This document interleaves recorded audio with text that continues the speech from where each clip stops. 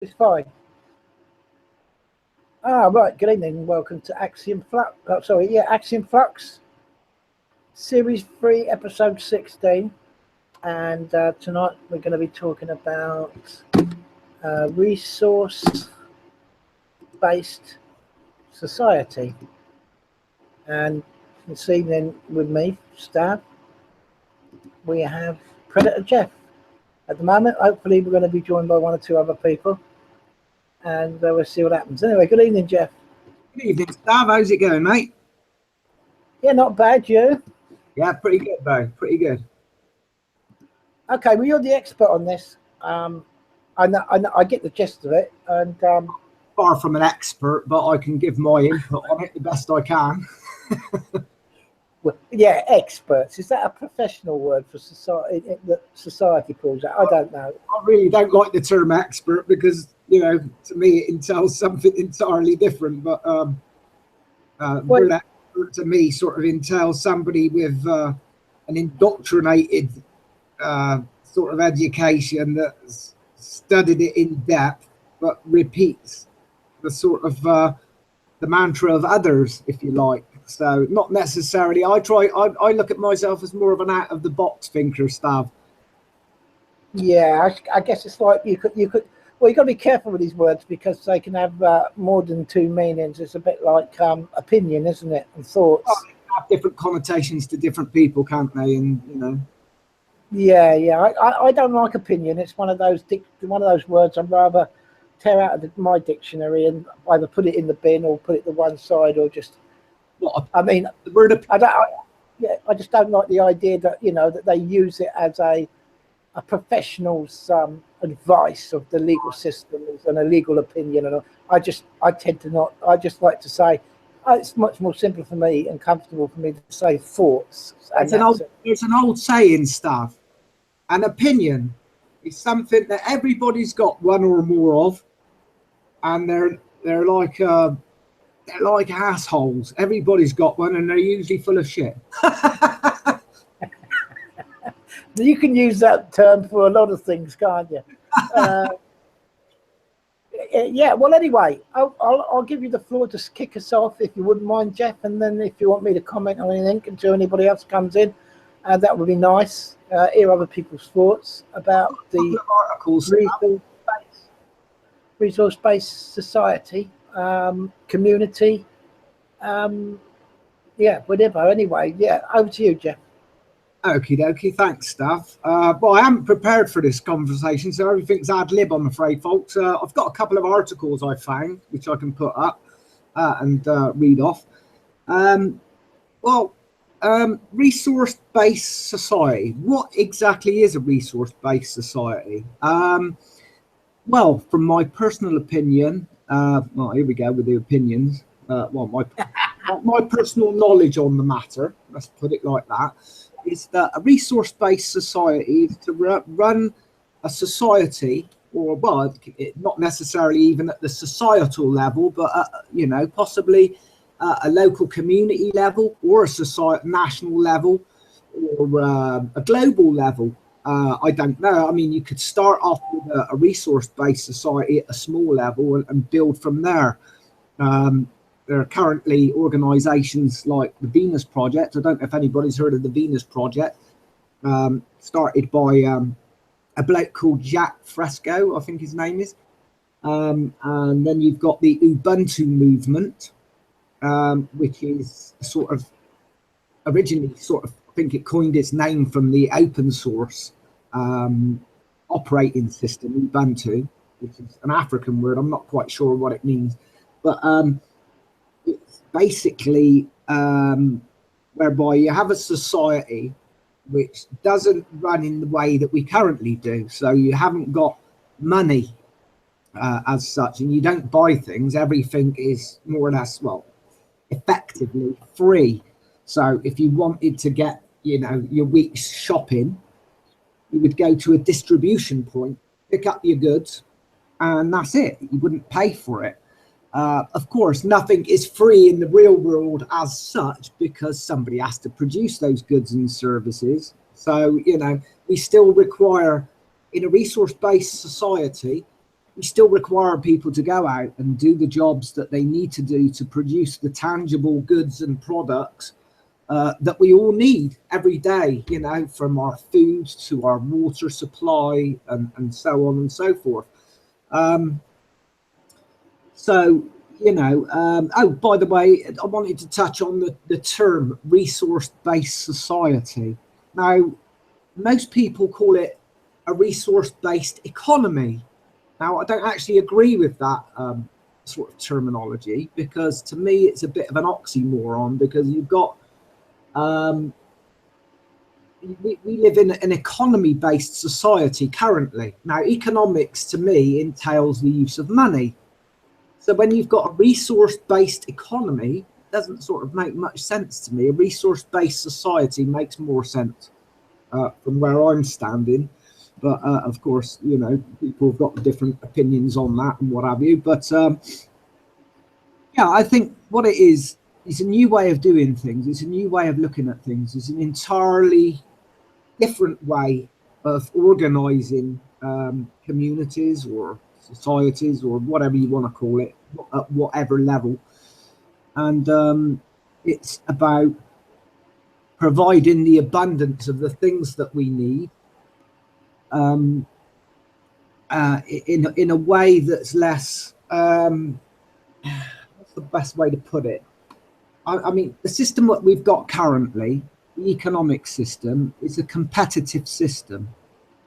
And with a resource-based society, it's more of a collaborative system where people work together for the betterment of humanity, rather than competing against each other. And sort of in the society that we've got, the economic-based society, it's each dog to his own. You know, it's a case of fight for every scrap under the table, you know, for your fiat currency and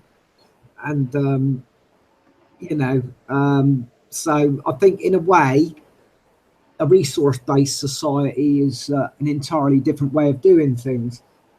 What more can I say about it? Well, you can look at the pros and cons and the advantages and disadvantages, and which we'll touch on that in due course.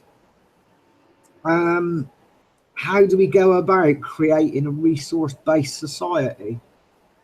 Well, I think it's a natural progression, because as our society advances, we've got an infrastructure built around our society for the things that we need. We've got, you know, we've got a water system, we've got a sewage system, we've got massive agriculture already. We've already got the things in place, I believe, to enable us to go over to a resource-based society where we don't actually need money. In fact, it's got to the point where money is sort of holding us back. We've got ever-increasing automation in society. And with automation in an economic-based society, which is what we've currently got, I believe automation is becoming a problem, because if you look at best way to give you an example of this is, I mean, if you look at Tesco's, when you go to the shops, you get self-service, a lot of self-service things where people have to, you know, go for the checkouts, put the stuff for the checkouts themselves and things like that. But that costs people jobs. Every time you automate something, or, well, that's not even proper automation, that example. That's a sort of semi-type automation. But it's just using people, actually. And that's just using the customers to sort of basically take the burden off the corporation, responsible for keeping people in jobs and things like that, which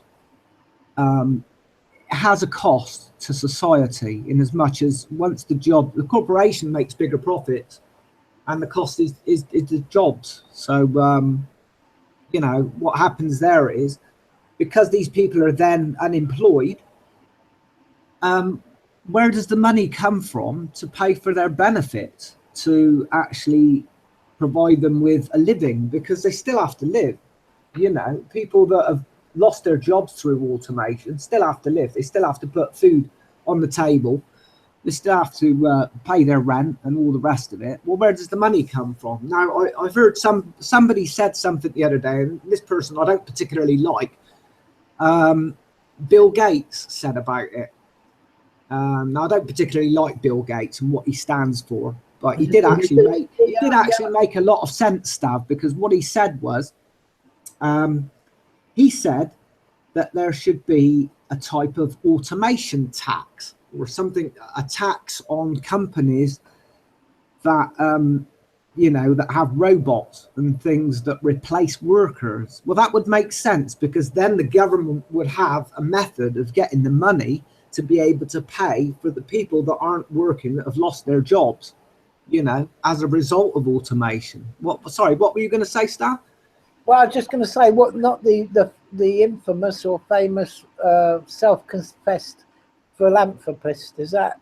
Is that the Bill Gates you're on about? That's a good way of putting it, actually, Stan. Yeah. I don't really like Bill Gates a lot and what he stands for in a lot of ways, but what he said there, I think, made a bit of sense, because ultimately the money has to come in the system that we've got. The money's got to come from somewhere to pay for the people that have been, displaced out of work and have got no form of income. I mean, at the end of the day, people still have to eat, they still have to drink, they still have to be able to, pay the rent and so on and so forth. So the system as it is, it's not working. I don't know how long we can keep the financial system going. I'll be honest. I think we've reached a point in our sort of, originally we had barter, didn't we? We had barter, then we had the monetary system in various forms, which replaced barter, which gave us access to the products and services that we needed. And I think we've reached a point in society where we have to move on, because money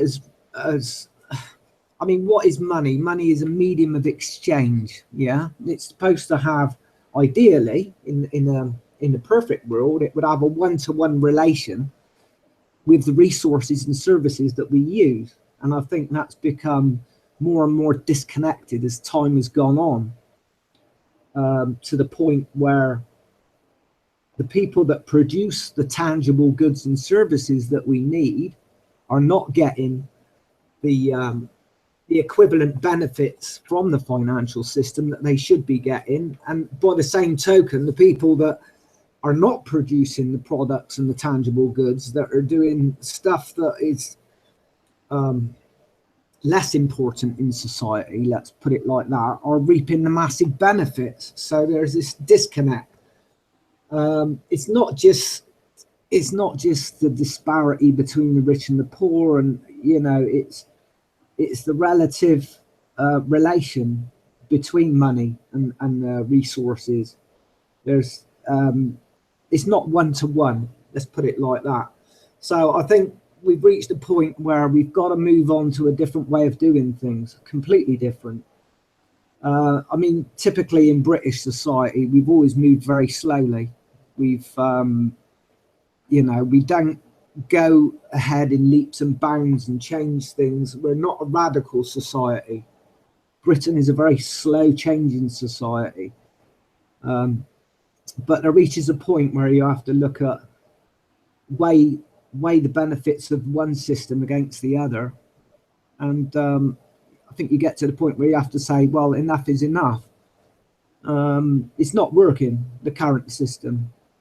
It's breaking down in so many different ways.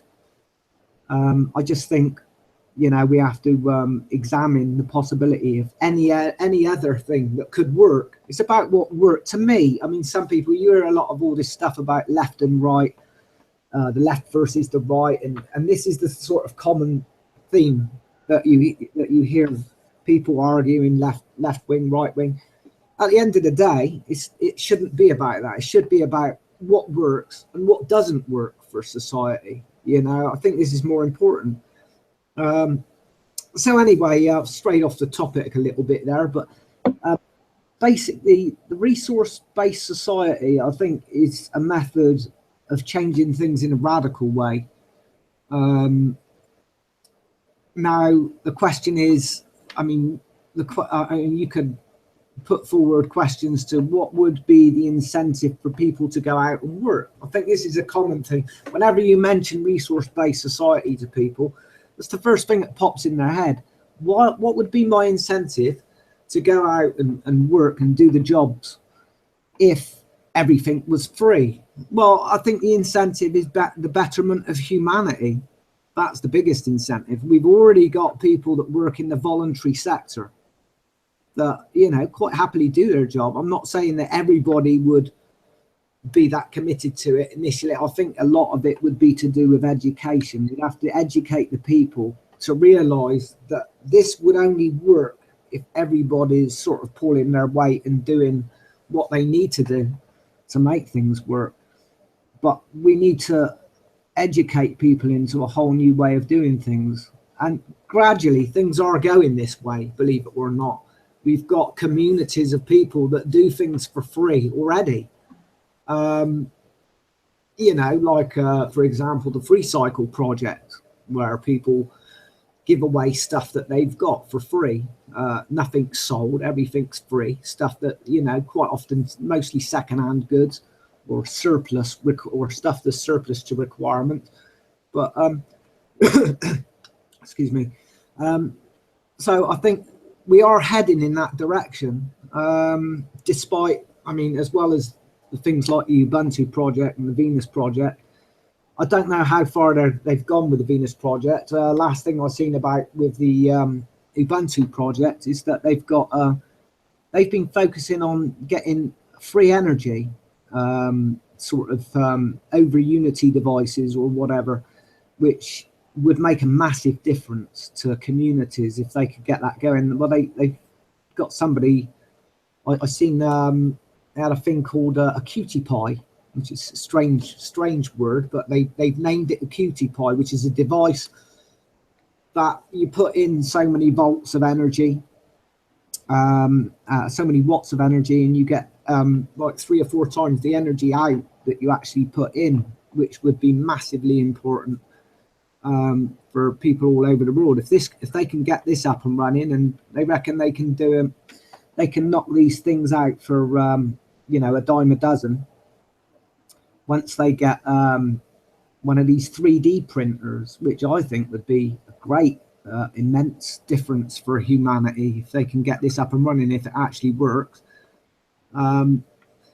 This is what we need to be, is self-sufficient. I mean, that's what a resource-based society is about, is being self-sufficient, but on a big scale, at community levels. That's the way Ubuntu is. I think Ubuntu is currently going, is at the community level.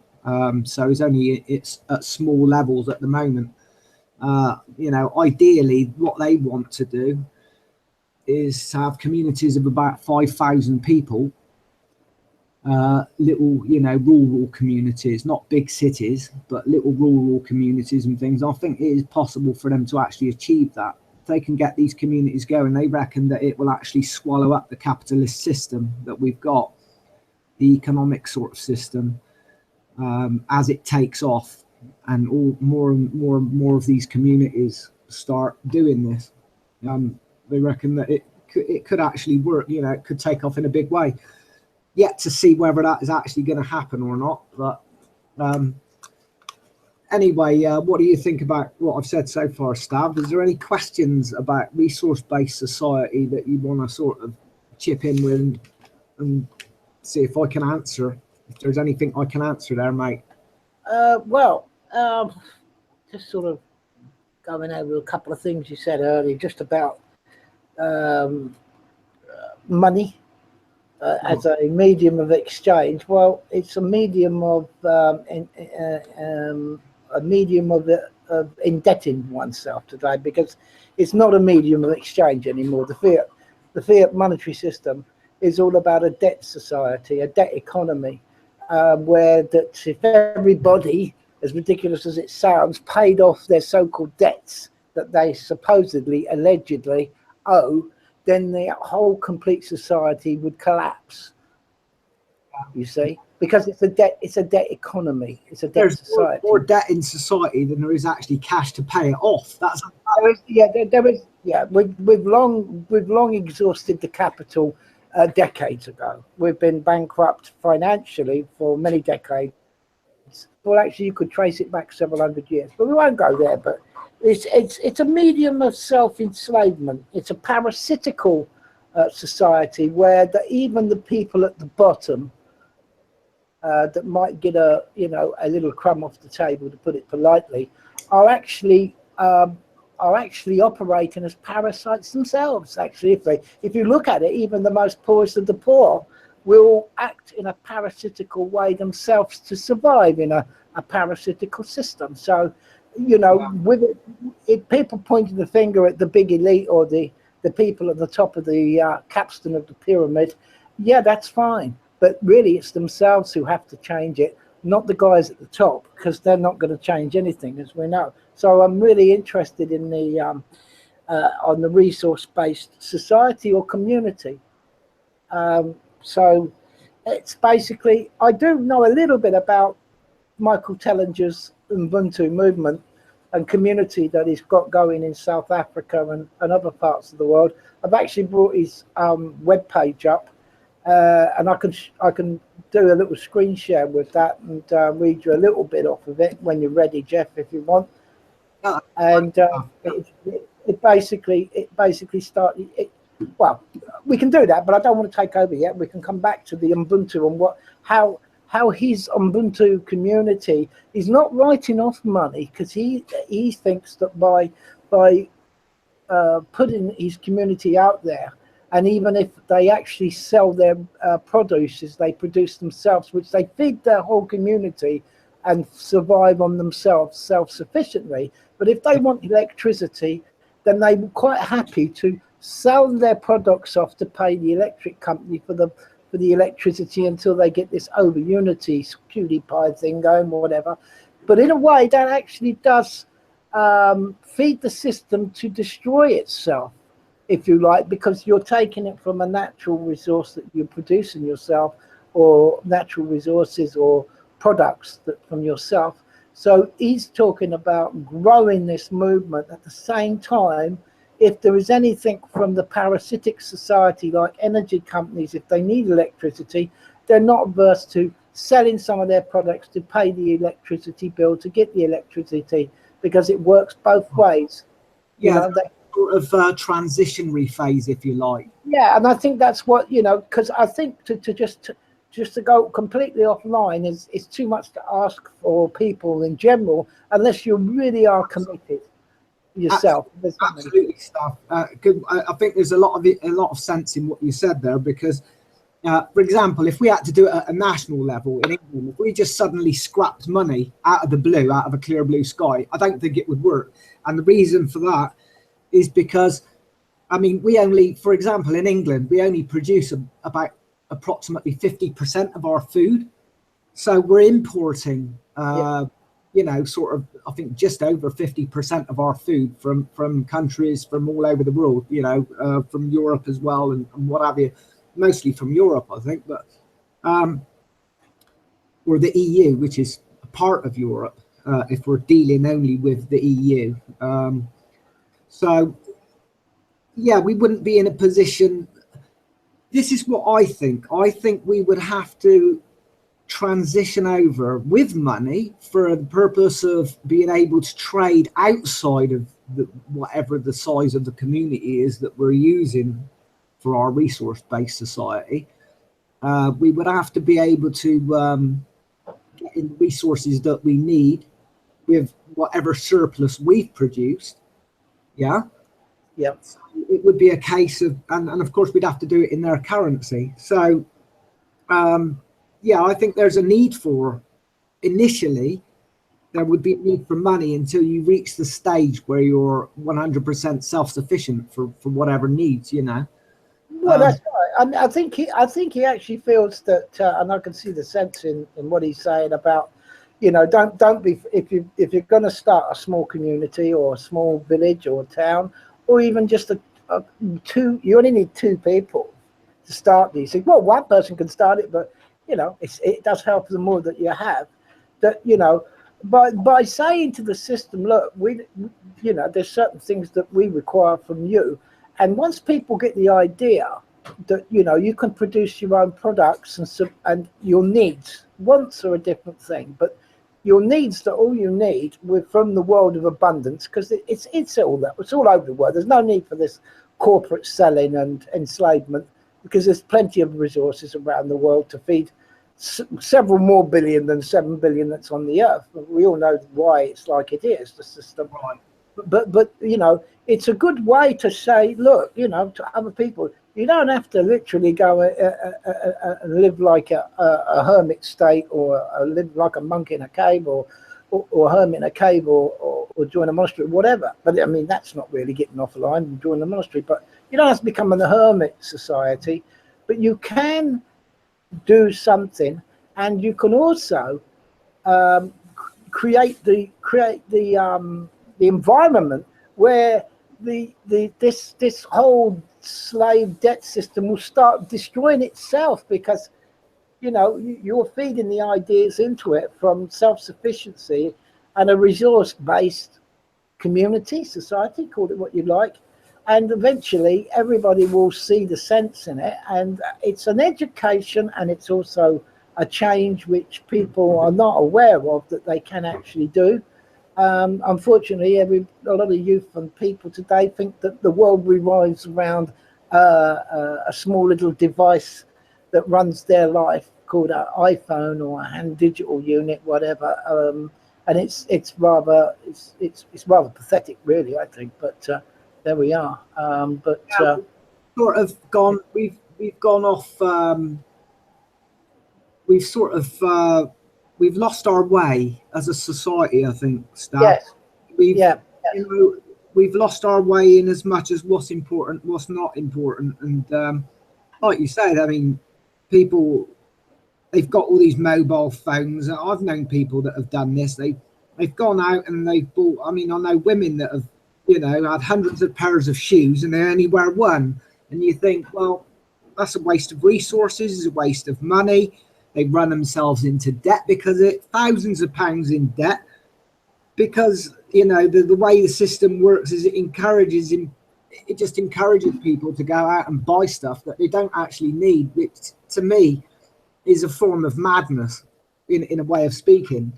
I mean, yeah, what's the point in having hundreds of pairs of shoes when you only use one, you know? Yeah, we've lost our way as a society, and it's all because of the way that money works. Money encourages it, and then you get the advertising and the brainwashing in the mainstream media, and you need this, you need that, and it's all about controlling the mind. And I think we've just gone off track so much because of the monetary system, that there is a disconnect. And I think people need to get back on sort of topic about what is necessary and what isn't, you know. It's a matter of what we need rather than what we want.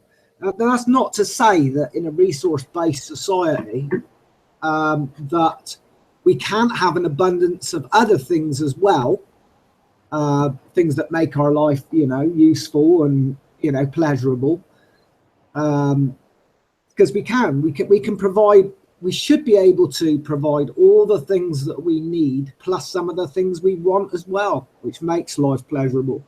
So I think it can be done. I do think, you know, there is that ability to be able to do that. Like I said, we could start off with a partial system whereby at a national level, for example, give the people the things that they need, but trade with our surpluses to other countries via the monetary system.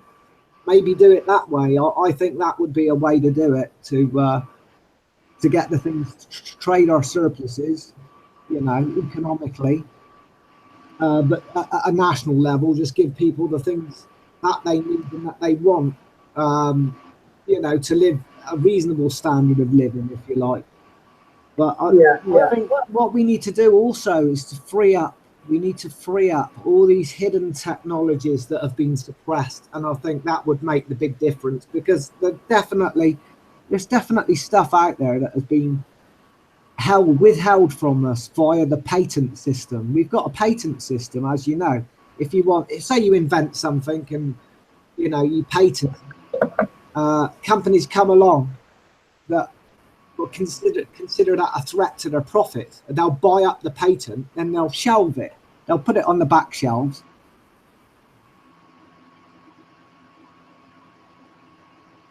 Free energy devices to all sorts of different technology. I think we need to definitely free that up to move the world forward.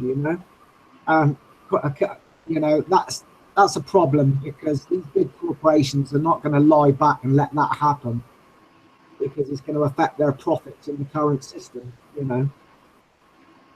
Yeah. Well, I don't know if you want to. I mean, I've pulled up. I don't know if you can see that. Can you see that on my screen? Yeah, I can see that. Yeah. Well, that's Michael Telliger's site is Ubuntu. I thought what I'd do to sort of, if it's all right with you, is to share a little bit on his website and what his Ubuntu movement and community and society is about. And there's a little video here. It's not very big, but I think as long as my computer's not playing up, I might have a frustrated. Great stuff. Yeah. Well, I mean, this is Michael Telliger that who was set up in South Africa, and I think he's got his community going, and I think, as far as I know, it's growing. I mean, it's he says here, Ubuntu, one small town can change the world. Money is the very means by which we are kept in slavery. Only when we come to terms with what money is and how wide it was created will we be able to free ourselves from the money slavery system. But to do this, we have to do what seems impossible until now. We have to use money and capitalism to consume itself. This is possibly the most beautiful poetic justice ever bestowed on humanity, and also one of the most liberating thoughts I've ever embraced. Michael Telliger, which you say, well, I mean, if we go down the bottom here, he says a community of abundance. Our communities will consume the products we produce for free and generate an income by selling them to others to create a sustainable community. I'll pick that little piece up there. There's a lot of other, I mean, I'll leave links for the site, and if people are interested, it's a very good site, and it gives you a much better idea on what I'm going to touch on. But I picked that out because, like I've seen one or two of his videos before. It's been quite a while since I looked at his stuff, but I'm sort of trying to remember what I did see and read about it. That it sort of, what I was saying earlier on there was, I think at one particular time they were selling their produce, growing their own produce, all types of food, vegetable. I think they had small owned animals and things. So whatever they produced in abundance, more than enough to keep themselves fed and comfortable, and pretty much could tell the rest of the world to go and do one if they wanted to. But they wanted electricity, they wanted to run their computers, education for the children, whatever it was. Maybe they needed to get building products to build buildings or whatever. So they thought, well, the only way we can do that is to sell some of our produce that which we produce in abundance. We got more than we need. Sell some of that, and which they done with electric companies and that for the moment to give them electricity until they get off a grid completely from that with their, like you say, their QT Pi torus mechanism that multiplies the voltage, and you can produce a lot more energy on the output as you can on the input of the device, i.e. a small amount of voltage to produce a lot of voltage and energy that you need. I guess I'm not 100% sure how the device works. I've got a rough idea, and that will be good if they can pull that one off. But in the meantime, it's a transition, if you like you said, from. But they don't have to have the electricity. I'm sure that they could set up solar panels and do it like that. But for the moment, I think they may have got it. This was a couple of years ago when I was looking at this, at least, and maybe they've got their own devices sorted out now. They don't need to sell any of their produce. But I think the whole idea of selling the produce to other towns and villages and people nearby directly for goods in exchange of can then spread the whole idea, you see, as they're going as well. So I guess that's where he was kind of coming from. Not more, you know. So, I mean, you know, that's it. I mean, I can play us this. I'll play this little bit. I don't know how much is on it, but if we play a little bit of it, I'm pretty sure we'll get the idea of it. If it's 2 or 3 hours, we just play 5 or 10 minutes until we get the basic gist and idea of his community. So I'll give it a go. You let me know, Jeff, if it's not playing or doesn't sound right or whatever. But we'll press it and see what happens. I'll say 10 minutes. Okie doke.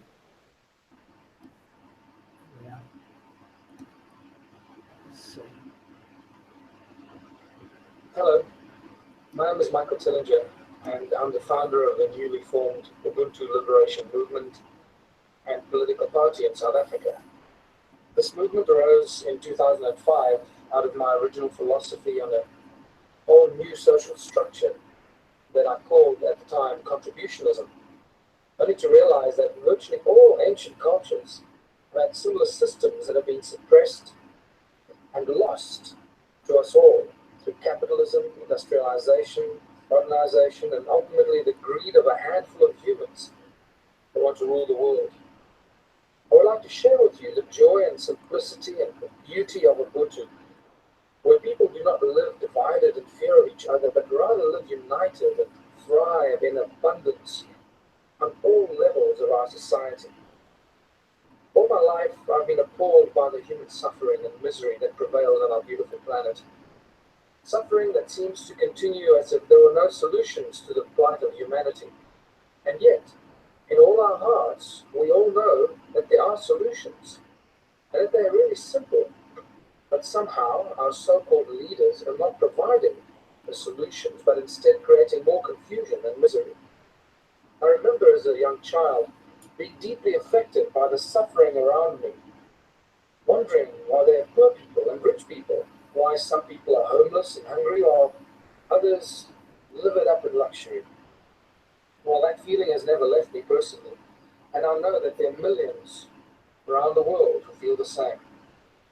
In 2005, I had what could be described as an awakening experience. Like millions of people around the world, I began to realize that there had to be something more to this life than the strife and misery that most people experience on a daily basis. I began to look around for the reasons of the human misery and suffering, trying to find a simple solution to it all. It became very clear to me that humanity has become a deeply divided species, divided on every possible level we can imagine, divided by country, by flag, by religion, education, where we live, what job we have, what car we drive, what clothes we wear, the brands we buy. The division is endless and far more severe than most of us could possibly realize. And most importantly, in our relentless quest for modernization, many of us have become separated from Mother Earth. It becomes obvious to me that this human division is in direct conflict with the laws of nature and the resonance of unity consciousness that seems to be the foundation for all of creation. Our division is also the main reason why so many of us live in perpetual fear. We fear everything: fear of death, fear of our neighbors, fear of the unknown, fear of cancer, fear of disease, fear of authority, and fear of losing our jobs. We seem to fear everything in our lives that should be joyful. So I studied the works of the great prophets and the teachers of the past, and I realized that they actually all try to teach us the same morals: to stand united, to love each other, and to honor each other, and to live in harmony with all of creation. In fact, these are the same values that we try to teach our children while growing up, right? But suddenly, at some mysterious moment in our lives, things change. We stop paying attention to those higher consciousness values, and we fall into the routine of life, become entangled in the struggle for survival. At this point, we realize that we need to earn this thing called money to be able to survive and to live on the very own planet that we were born on. How is it possible that we should need money to live on a planet that we were born on? Our home. I realize that this is nothing more than pure slavery, and it has nothing to do with evolution or the natural order of things. This is indeed the great trap that is being set for us. But to ask, the answer is simple. Are going to control the creation and the supply of money. Every single one of us. The global banking elite that have taken our hostage. Each and every one of us their slaves. We are caught up in a silent and relentless war against the common man. A silent war of economic slavery that has been so cleverly woven around us that most of us are not even aware of it. All our natural resources are being mined and traded by multinational corporations that have more rights than human beings. We have simply become the slaves for the corporations. Our country and our planet is being raped and destroyed in the name of money, greed, and political control. Most of us don't even have the foggiest clue how it all works, how money is created, and how a small number of banking families keep us all enslaved and how they completely rule our lives. These bankers are the masterminds behind the global economic system that rules the world without ever being questioned or challenged. A system that is designed to control and destroy everything that opposes it to ensure its own survival. But now that we know that, we can do the right thing and inform everyone about this injustice and do something about it. And so millions of people are waking up to this war against humanity, standing united for change all over the world. People of courage, vision, and enlightenment who know there is a better way ahead for humanity. The great masters of the past all had a simple message for us to lead simple lives and enjoy life to the fullest while we are here in our physical bodies. After all, we are all immortal souls from the divine creator of all, having a physical experience on this earth. It is up to us to be happy or miserable. Personally, I choose love and happiness above all. I believe that this is the common thread that binds us all. Everybody wants to be loved and wants to be happy, but many of us do not know how to attain this state of bliss. The great masters taught us that material possessions and riches will not bring us happiness.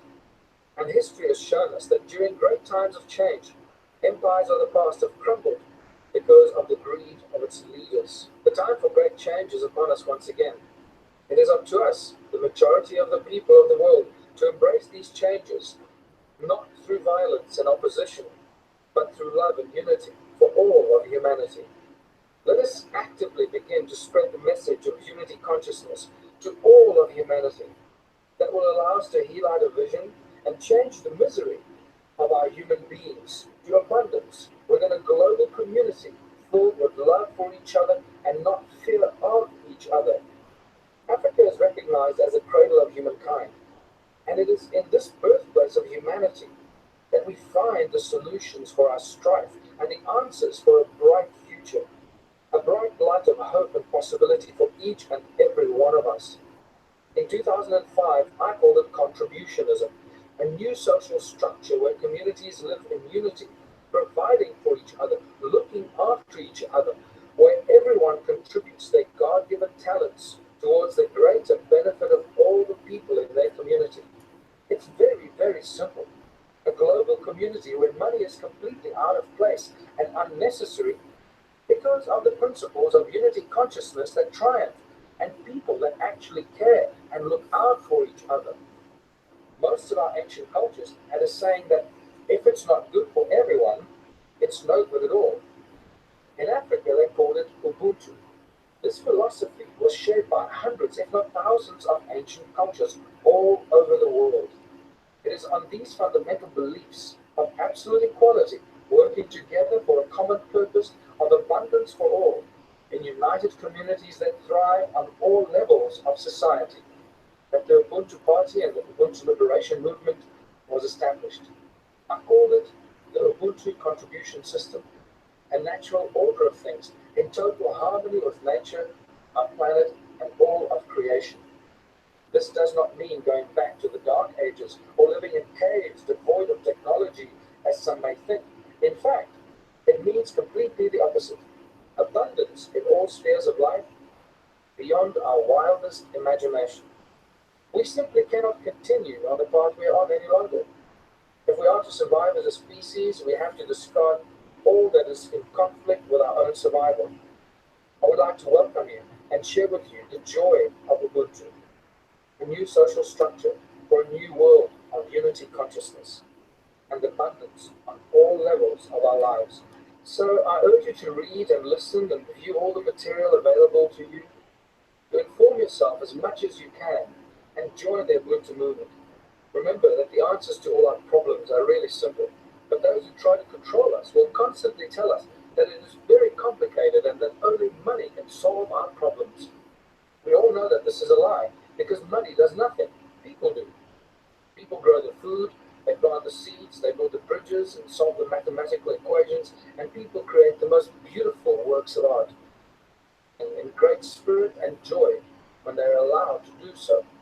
Money is simply the obstacle that keeps us all from creating and thriving. Thank you for listening to this message, and I hope it resonates with you and gives you an insight into how simple things can be and how we can thrive as a species. And may the light of the Creator shine on all of humanity in our efforts to unite. Right, that was hopefully you heard all that, Jeff. I'm not sure whether you could hear it okay, but that's Michael Tellinger. And he did say one thing at the end there that kind of always resonates with me, and the falsehoods of how these leaders of these countries want to bring war about, and how they propagate their propaganda with this what a lot of countries are experiencing with this immigration from different areas, and forced immigration. It has to be said. It has to be said. And he mentioned one little critical thing there, and he said species, because this has always been my not argument, because I'm not going to argue about it, but my point about this racism business, slightly going off topic here, but what are they saying? They're talking about a difference in a culture, that's all. It's not about people, a skin color, and all the rest of it, because you can actually, everybody knows it doesn't have to be scientifically proven. If you took a man from one end of the planet, from one different continent, and brought them together from a woman of another part of the world, the other end, the other side, another continent, and as long as they were of the age of maturity to have offspring, they could come together and produce a child. So this race business, it just really does piss me off, and I wish people would see it for what it really is. Well, we are one race, really, aren't we, Stav? The human race. Species. Yes, that's it. Because you do get different species of animals. You get different species of birds. And there's no way they can produce offspring. It's because they're a different species. But humans are one species. Yeah, we're genetically very similar. Wherever we're from, we're genetically similar enough to produce. We're the same species. You're not a different race, are you? This is my point. Exactly. By the way, we've got Gina with us, Stav. I don't know if you want to bring. Yeah. Well, listen. Anyway, that's. I'll leave a link to Michael Tellinger's site, which is very good. I would say one more thing about him. Like I said, it's been a couple of years since I listened to any of his. Some of his early stuff is worth listening to, and it's called Slave Species, which is quite good. So YouTube that and listen to how he came to his Ubuntu movement and these ideas, which is now actually a political party in South Africa, and they're actually, I think, won a few seats in elections. So there is a political solution behind his idea as well. So I'm not saying whether that's going to succeed or whatever, but as a whole, I think his whole general ideas are good, and that's so. Anyway, that take off everywhere. A lot of people are looking into this now, Stav. But anyway, you bring Gina in and see what Gina's got to say. Oh, well, hopefully she can hear us on the video. I'm not sure. I might be having some technical issues here this evening. But hello, Gina, are you there? Yeah, I'm here. It was sounding very good. It was clear and could hear Michael Tellinger. Yeah, I visited his website before and watched many of his videos. Yeah, he's really good. Hi, Gina. Yeah. Hi. Hi, how's it going? Well, it's a rainy day over here on the east coast of America. It's rainy, but it's seemingly passing. It's getting to be probably about 4 o'clock in the afternoon. So it must be nighttime over there, right? Yeah, it's about 9 o'clock here, 9 p.m. And it's dry outside, bit miserable, a bit dull, but no, it's not. It's dry. It's not pouring down like it was yesterday and all that. So that's good. Yeah. Okay, Gina. Well, we were talking about the topic tonight, if you like the show, whatever you want to call it, the gathering of minds and thoughts across the Atlantic. And for anybody who's listening, Gina's all the way from the US of A, near Georgia, I believe. So not too far from Jekyll's Island, isn't it, Gina? Yeah, but maybe about 5 miles from the beast of Jekyll Island. Yeah. Jekyll Island, isn't that the place where they started up the Federal Reserve System or something like that? Something to do with that. Yeah, that's exactly right, and that's where they had all the wait staff wearing gloves. They were afraid they would touch their china. So it's a pretty racist area still. And I was liking what he was sharing about that species wise, we can have children. And this racism, it is totally off the chart. It's a non-issue. And for people who are struggling, most of the poor are not racist because they don't have much to argue about. But when we were I was reading a little bit about resource-based economy, and I do believe in the future of permaculture and giving back to your community and gardening and some of the ideas that Michael Tellinger is talking about. In a way, I agree with. Was it Stav that said that they have a couple of political seats they may have won? Yeah.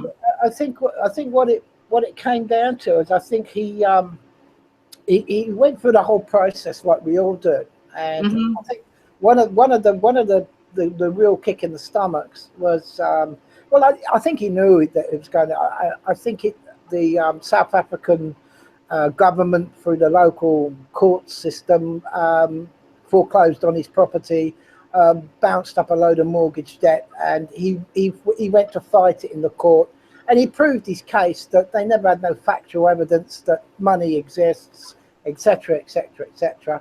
And he actually, at the end of the day, obviously the judge had to award to the corrupt mortgage companies, whatever it was. But the judge was very interested in what he was talking about, and he actually gave him a political flyer of his Ubuntu party who was running for office. And I haven't checked it out, but all people can go on his site and follow his YouTube videos and see what the outcome of the political, because he's not, I don't think he's adverse to a not so much a political answer and helping to put this voluntary contributionism out there. So I think he's trying to do it as best way he can, as far reaching as he can. And I think the political side of it is he thinks it's going to work, as well as the actual practical side of the community being set up, them providing their own resources in abundance, and what's left over they sell to perhaps to finance a local energy company until they've got their own full self-sufficient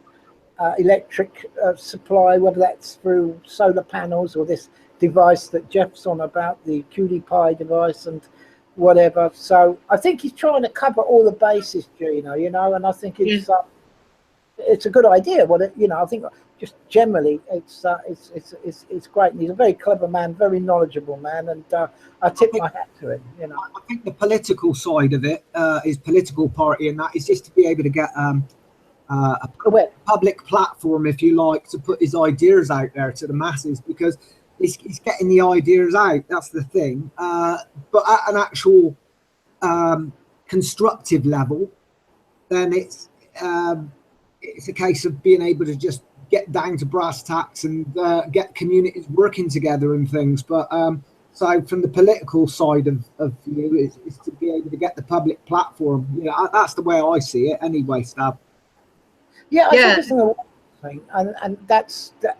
Unfortunately, we live in a world where a lot of people are waking up to the system, but it's still a minority. I mean, I was quite astounded talking on an open forum to a lot of people your side of the pond, Gina, and the ignorance was like, wow, I can't believe, 50, 60-year-old people sort of having only the no, not their fault, the indoctrination of still their childhood. It was quite amazing, but I still now realise that we are a minority by far still, unfortunately, but it's getting there, and I think he's having to be able to get it expressed out there in the mainstream, or then through a political movement, I think, as a way of awareness, although actually doing anything about it through the political lines is pretty much an impossibility. But for the awareness side of it, I think it's probably a sound idea, Gina. Yeah, I think so too, because this monster is already here, the political machine, and to move to a resource-based economy, it would almost be to some point moot, that we wouldn't need so much political attachments. But when we have such a system as it is now, where they dictate where the resources are coming and where the resources are going and what's being shipped to this country at this time of year from this place, and the logistics of resourcing to humanity it can't be answered by the political, okay? Because capitalism and the political are too intertwined, pretty much ideologies that can't survive in the future. I don't see them surviving the way that we have called it democracy in the past. What I hope and pray is that we will see a meritocracy of sorts one day, where people are elected by consensus of their community through the nobility of their character, and that they will, by consensus, vote to maintain the semblance of the people's wishes. Because even if we move to, say, watching a TED Talks about, they called it free money, but it was really about having a rent stipend or stipend for a certain basic necessities, kind of like FDR's second Bill of Rights, that if they instituted such a program, well, what would people do? And in some of those resource-based economy type of blogs and things, what I saw was that they would have some type of a semblance of education, some kind of educational system. And it goes back to me to what is the educational system about? Well, for us in America, it's truly not about critical thinking or having a level of awareness of the world. How do I operate in the world? How does the world operate? How can I move in it and be happy? It's about going to work and working a job so that you can expend that fiat currency, that paper monopoly money, for the resources you need to come home. And I think that it is so embedded in the psyche, like you say, they're so brainwashed. It's that they can't see a world or a future without it. And there was a meme I saw on Facebook once that said, at first, a great idea happened and no one thought it could be done. But once it was done, everybody asked, well, why in the hell didn't we do that sooner? And it's kind of like that. I like that resonates with me, Gina. I mean, originally, before we had money, we had barter. Before we had barter, what did we have? We had absolutely no system of being able. you know, I suppose barter was, I suppose we did barter to a degree. I don't think there was probably anything before barter. I don't know. But well, it was gifting. I mean, gifting. Go back to the Bach Saga and some of the ancient pagan writings. It was a giving world. We weren't in a taking world. We were in a giving world. And if you by nature are giving to your neighbor, say I have an abundance of apple trees on this, you know, around my house, I'm going to give, you know, even to the horses, I would give surplus that's fell on the ground or something. I mean, I would give it, but we have gotten to the place where we think of anything that is made that we can manifest money or manifest something to hold on to as a resource, and we hoard it. That idea of scarcity is such a lie, you know. But in the beginning, before, I hate to say Catholicism, or before the monks came and during the Dark Ages built the mills where all the wheat was ground, and you know, you had to answer to corporate master. That's what the Catholic Church was. And by the time they came across Europe, you know, instituting, they took away from us our natural or pagan ways of giving and our natural native ways of doing things. They imposed a scarcity system on us. Exactly. Yeah. I mean, this is where we need to go. We need to get back to the mindset of giving and taking rather than lending and borrowing, because we're in a system of lending and borrowing where somebody steps in the middle and skims a little bit off of every single one of us. And that's the banking system that we got now. And it's a competitive system. In the other system, it's a collaborative system. So in a resource-based society, everybody's working together for the betterment of humanity rather than competing with each other. That's the way I look at it, Gina. You know, we need to. I have a question for you two guys. I mean, you know, this is what I'm doing right now, gardening a little bit in the backyard, you know, practicing this and that, hopefully to get a place where that I can help do a plant abundance and plant perennials and have kind of a food forest and share with community and demonstrate to others how to live. What do y'all see the future being for us just doing that and then just ignoring the rest of what's happening? Because in a way, I hear some people saying just start gardening and just, you know, they'll fade away. This political machine will fade away. It will become useless. It will become moot because we're no longer practicing the banking. We're not, you know, registering vehicles. We're not following through on benefits and privileges and things like that. And I think there's some good stuff in that. But at what point are they really going to allow us to become self-sufficient? If we become self-sufficient, we're no longer good consumers. Yeah, this is the thing. I've noticed that in certain states in America, they've actually imposed certain legislation that prevents people from being self-sustainable or living off the grid. They're nasty over here. They're nasty. And what I don't understand is we can't enter into a global sense of abundance as long as America. I've always heard America is like, it's like the troublemaker. We're going to be hard to be brought into this future, okay? Because Americans are ill-willed, stubborn, and also, of course, they own lots of guns, you know? That becomes a problem. The way I see it is, you know, there's a socially dominant element in society that wants to remain socially dominant. Okay, that's well put. They're not going to want to give up without a fight. It seems they want to restrict things in every single way to stop these sort of things occurring from happening naturally. I mean, if we were left to our own natural abilities and things, we would, I mean, the scarcity system, the capitalist system would just fade away and collapse. But it's like they want to just impose their legislation to stop it all. It's like, you know, you collect rainwater in certain states. They'll turn around, you know. Oh, believe me, that's what I'm looking at right now. I mean, even county to county, it is extremely difficult right now. Planting food in your front yard and things. They've made it so that there's local ordinances and things. Can't do it. stop people doing it. They've done it over here. Even over here, they're doing similar stuff. I mean, bylaws. They're using bylaws over here to stop you to go out and forage in public land. Public land means it should be available for anybody to use. And you know, for since the year dot, we could go out and forage for food, like, you know, pick blackberries off the trees and that. And now you've got bylaws that say you can't actually go out and take any part of a plant. If you do, you're breaking a bylaw. Things like that. You can't hunt for food. Well, hunting's natural.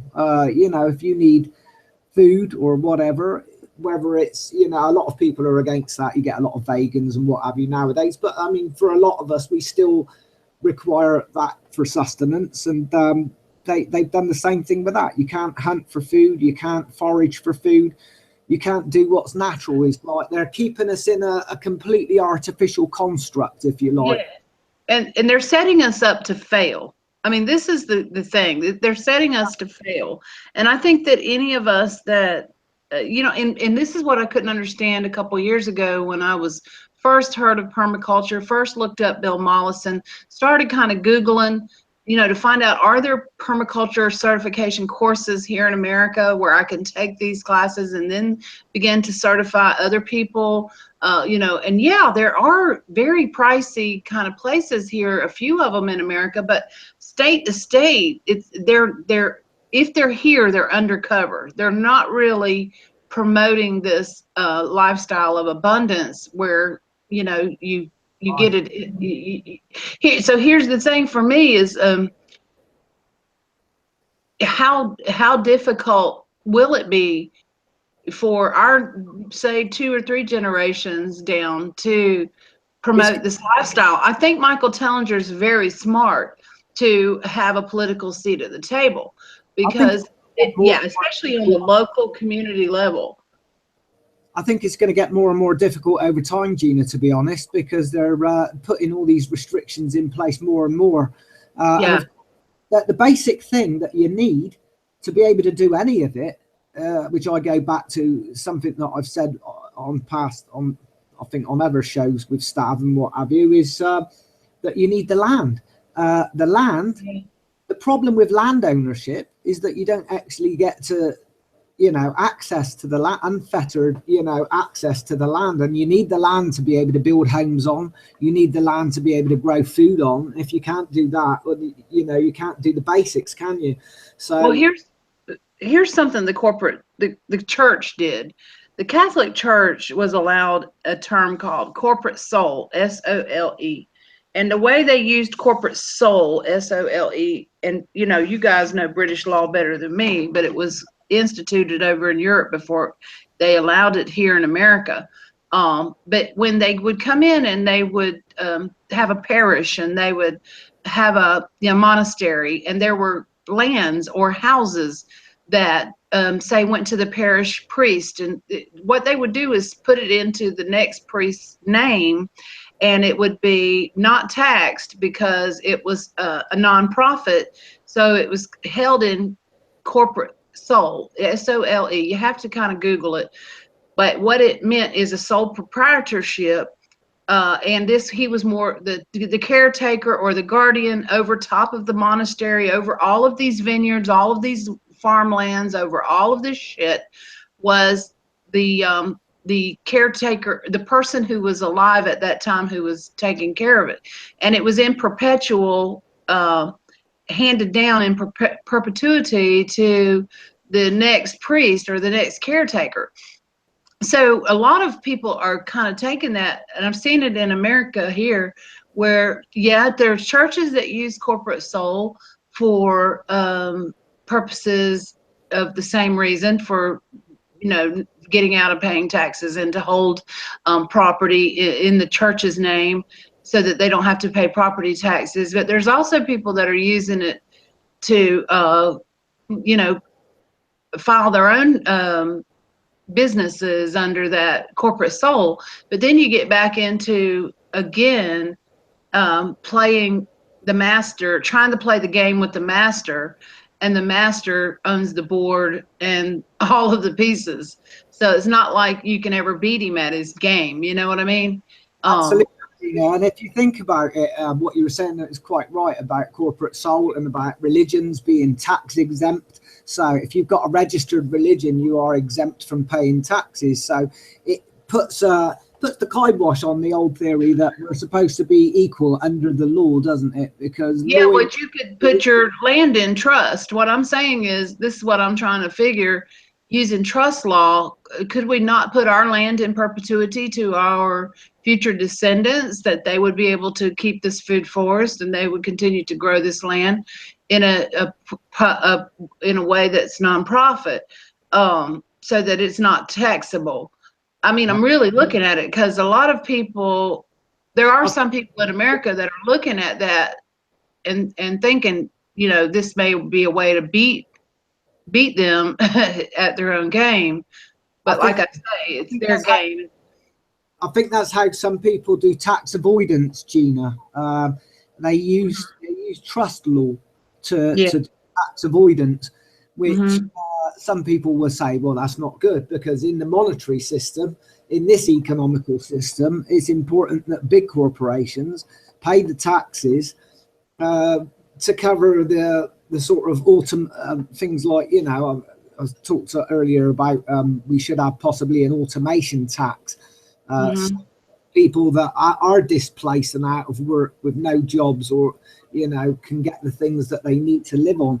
But the thing is, I don't know how in that way that you would transition from this economy-based system into a resource-based system, because the laws tend to confuse everything. I think what we need to do is eliminate all the legislation and just let things find its own natural balance. I think that will be the way forward. All the legislation is what's stopping things from happening. Yeah, especially here in America. One of the things I noticed is that these huge permaculture farms are in countries that only wealthy people can live over there. I mean, it's not like people like us, the working class, could go and move to Bali or Ecuador or Thailand or some places where they're huge permaculture food forests that have been created. I mean, gazillions of acres. I mean, so they're planning for their own future selves and their children a place of abundance. But, this is the thing about being trapped inside your own border. And when I look at this nationalism and this, I mean, are we able to travel? Are we in a resource-based economy? Will we be able to vacation? Would I get to come see you guys in England? Just get on a plane because I want to go? It would be nice to live in a world that we have that. The whole freedom thing we're on to now, which is all part of it, I suppose. So, yeah, I can see where you're coming from with that, Gina. I don't know quite how we get around that. But, I think, I don't know if I can interject, really. It's what you guys are out. I think it's time to stop giving them all the power, because what a lot of people do, and we've all done it, and I've done it and carry on doing it. I don't actually, because I step outside of their system now. There's very few statutes I actually go out of my way that interfere with my life, because I pull myself away from it so much. But that's just me. It's a very difficult thing to do. But to coming back to the point is, well, the answer to is don't deal with their laws, don't deal with their rules. And what I see approaching, and I've seen it happening as late, is a lot of people say, well, no, I don't like the idea of that, but this is the world we're looking at, and it can't be stopped. And what my research has come to anyway, and that's decentralization, not centralization. Decentralization is the way to the freedoms for each and every one of us individually. Now, that doesn't have to include countries. It can include countries and borders. It depends on how you look at it. But there is a path at the moment where we're at a fork in the road where it can go to the right, where it's just more massive state control and ever more centralization of everybody's power, or whatever you want to call it, into the hands of a few, right? Or humanity can take the left fork, which is a decentralization from all of that. Yeah. And there is something at the moment. I was going to touch on that with Venus. Oh, sorry, I hope you're interjecting there. You know, the Venus Project, I think he wants to do things at a global level. It would be very central. Yeah, well, you can. There is a decentralization movement happening now, and if you know, they're doing it now with cryptocurrencies, right? Now, a lot of people will say, and I've said myself, it's just a ruse. It's just a way that they can bring in their total digital cashless society.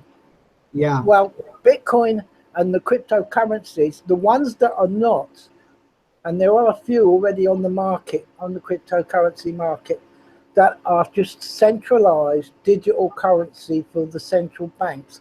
They are not decentralized. They're not decentralized. They are centralized, right? One of the centralized ones was a thing called Ethereum. No, Ripple. Oh, it's Ripple. It's called Ripple. Ethereum is decentralized now. You are living in a time, and it's very embryonic, and it's actually there now.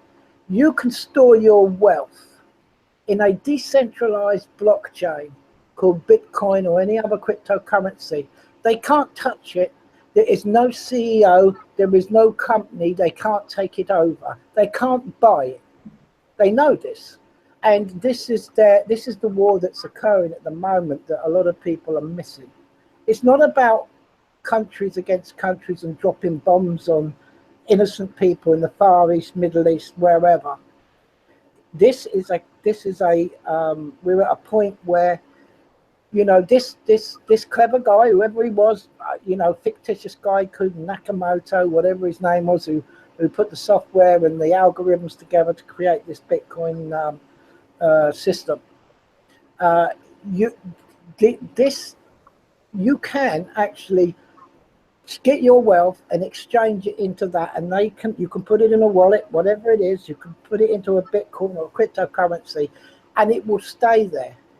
And the government can't touch it. They can't tax it. They can't grab it. They can't buy it.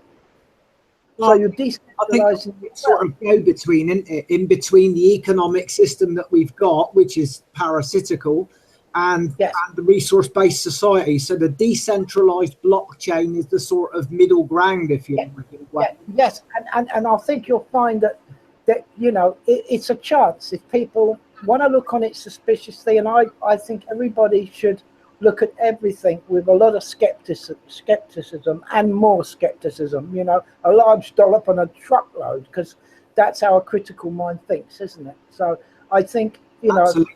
I've always said that the best way to do things is from a skeptical point of view, because you can fire holes in things if you think there's something wrong with it, or if you think there's a way that it can be, you know.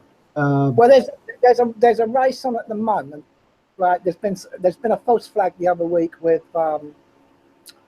this ransomware cyber attack. And they've tried to use it as a false flag against the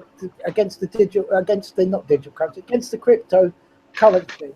They've tried to use it to poison Bitcoin, to say, look, this is these people, these criminals, these terrorists who deal with unaccountable business. With the National Health Service that they're being attacked or something.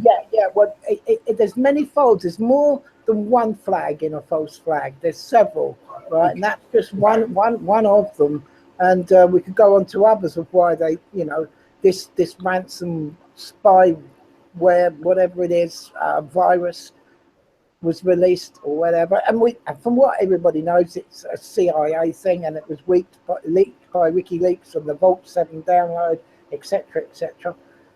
But at the end of the day, there is a choice out there, and the choice is up to people to, you know, view all these things with skepticism. But I've spent a lot of time in the last 6 months looking at this, because I've always been skeptical of it.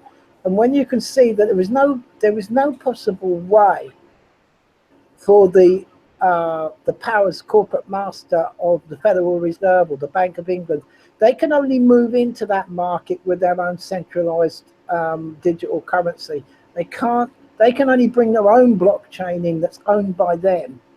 So you use it through them, and they've got you, and that's it. It's a carry on a cash society, definitely. But they can't take the decentralized blockchain because it doesn't really exist. How can you buy something that doesn't exist? You know. So the only weapon they've got is to turn the internet off or hit the national grid. Now that will destroy the whole world because everything's invested in it now. Well, so I would suggest some people look at that. I can't understand the mindsets of world leaders and things that want to oppose this, because it's not like they're going to be any worse off, right? And I mean, it just instead we're not trying to bring down the world leadership or whatever. What we're trying to do by bringing in a resource-based society is to raise the whole of humanity up. You know, this is why I would say to any world leaders that are out there listening to this now on this show is that we don't want to lower your standard of living. We're not against you having wealth and abundance. We want to raise the whole of humanity up so that we've all got wealth and abundance of the things we need. And I mean, at the end of the day, you could have billions and billions and billions of pounds, and you could have assets in this, that, and the other. But what good is it if it's not helping humanity? We need to, instead of working against us, work with us. Work with us. Come onto our side. See things for how. I mean, I'm not saying that we're going to have a utopia, because a utopia is a sort of fictional state of being, like a dystopia. You can never have a total dystopia. You can never have a total utopia. Things are pretty bad. It's sort of in the direction of a dystopia at the moment for the whole of humanity, but it isn't actually at the point of a dystopia. You can't actually reach this fictional entity called a dystopia, same as a utopia. But we can have a better society for all. And if you come onto our side and work with us and collaborate with us instead of competing against us, I know it's so ingrained into your psyche because it's all you know. All you know is competing and fighting for profit. But there is a better way. That is what I would say to all the world leaders out there. There is a much better way. Raise the whole of humanity up together. Yeah, that's right. And you know, this is, I think eventually, if you've only got to look, I don't want to deal too much with it. You can't really deal in their system and get justice. There's no justice in their system. No. So why would anybody spend their life fighting the system, a rigged system where there is no justice, where you're dealing with a maritime commercial court system that deals in commerce? It's commerce only. You know, people say, oh, well, you know, some people say, well, I smoke cigarettes and they're clamping down on Britain now, not even selling packets of cigarettes. They're going to ban selling cigarettes, blah, blah, blah. Well, I say to people, well, go outside of it. Get yourself some earth, a tobacco plant, and grow your own. You know, I don't think they're actually banning cigarettes, Stav. I think what they're doing is saying that you can't. It's to cut back their brand. Yeah, but they can control you can't buy a packet of 10 fags. You have to buy a packet of 20 fags now, and things. Well, it's commerce. It's all commerce. It's all based on commerce. It's commercial. They call it commercial law, but I call it commercial rules. Where, you know, if you want to produce a product and sell it for money in their market with their money, they want a cut of it, and that's it. It's commercial. But when they start using their commercial unlawful law rules, which have nothing to do with common law, and then actually killing people and enforcing their rules, commercial rules on people, people need to wake up and say, this isn't about commercial. I've grown that plant for my own self, for me to enjoy myself. The same as you should have if you have to ask them for rights, you've got no rights at all. You know your rights. Marijuana, isn't it? I mean, if you want to be able to grow a plant called marijuana and you want to smoke it, that should be entirely your choice, and it shouldn't be subject to restrictions, or it shouldn't be subject to the government making a percentage off of it. I mean, at the end of the day, there's enough on this planet to give everybody an abundance. If we could just get the political class to see that, to take off their competitive specs. Don't need them. Don't need them. You don't need them. This is the thing. This is the thing. Who needs them? Why are you sorry for them? You know. What I'm saying is, we could use them. Use them. They could. Well, yeah, but I don't want a leader. I don't want a political leader. I don't want a king. I don't want a queen. I don't want. I'm saying we need to bring them into our community, in our way of thinking. That's what I'm saying. I'm not saying we need to be led by them, but what I'm saying is, while they are in a position of power, they could be doing something good with it. They could be creating a whole new way of us being able to live our lives with freedom, with dignity, with respect, and a way that could benefit lift the whole of humanity up, so that they're no worse off, but we're all better off. You know, this is the way I'm seeing it, Stav. Yeah, well, I mean, it's a good thought to have, and yes, of course, everybody. I can't see it happening. Well, listen, anything's possible in this world, and I think really it depends on how bad people want it. It depends on how people, you know, instead of ask what authority, where is the contract? Where is the contract that they've got authority? When did you or I or Gina sign a contract and give them full authority? It doesn't exist. There is no contract. They have no factual evidence that they have authority over you. They'll admit that, but they'll say, well, what sort of crazy world is that? Well, you would say, well, it would be a much better world than the crazy world we're living in now. But then it takes responsibility. It takes self-responsibility. Me, you, and Gina, I would say, quite happily do have that self-responsibility. We can do good things for the good. But, you know, a lot of people say, well, you know, I have insurance, not that because I'm not responsible. I'm very responsible. It's just I don't trust my next door neighbour, or I don't trust the man the next door neighbour to him, or I don't trust him down the road, or I don't trust him down there. So that's what insurance is being, you know, people put it as they don't trust anybody. It's the taking away of responsibility insurance. Yes. Because you know full well that if you knock somebody down, and their spouse or whatever decides to claim on you, that is going to be paid off. If you had to pay it out of your own pocket, it wouldn't be so bloody cheap. You have. But it's common. But again, look at it for what it is. It's nothing to do with the human side. It's commerce. Yeah, it's commerce. It's all commerce. Yeah.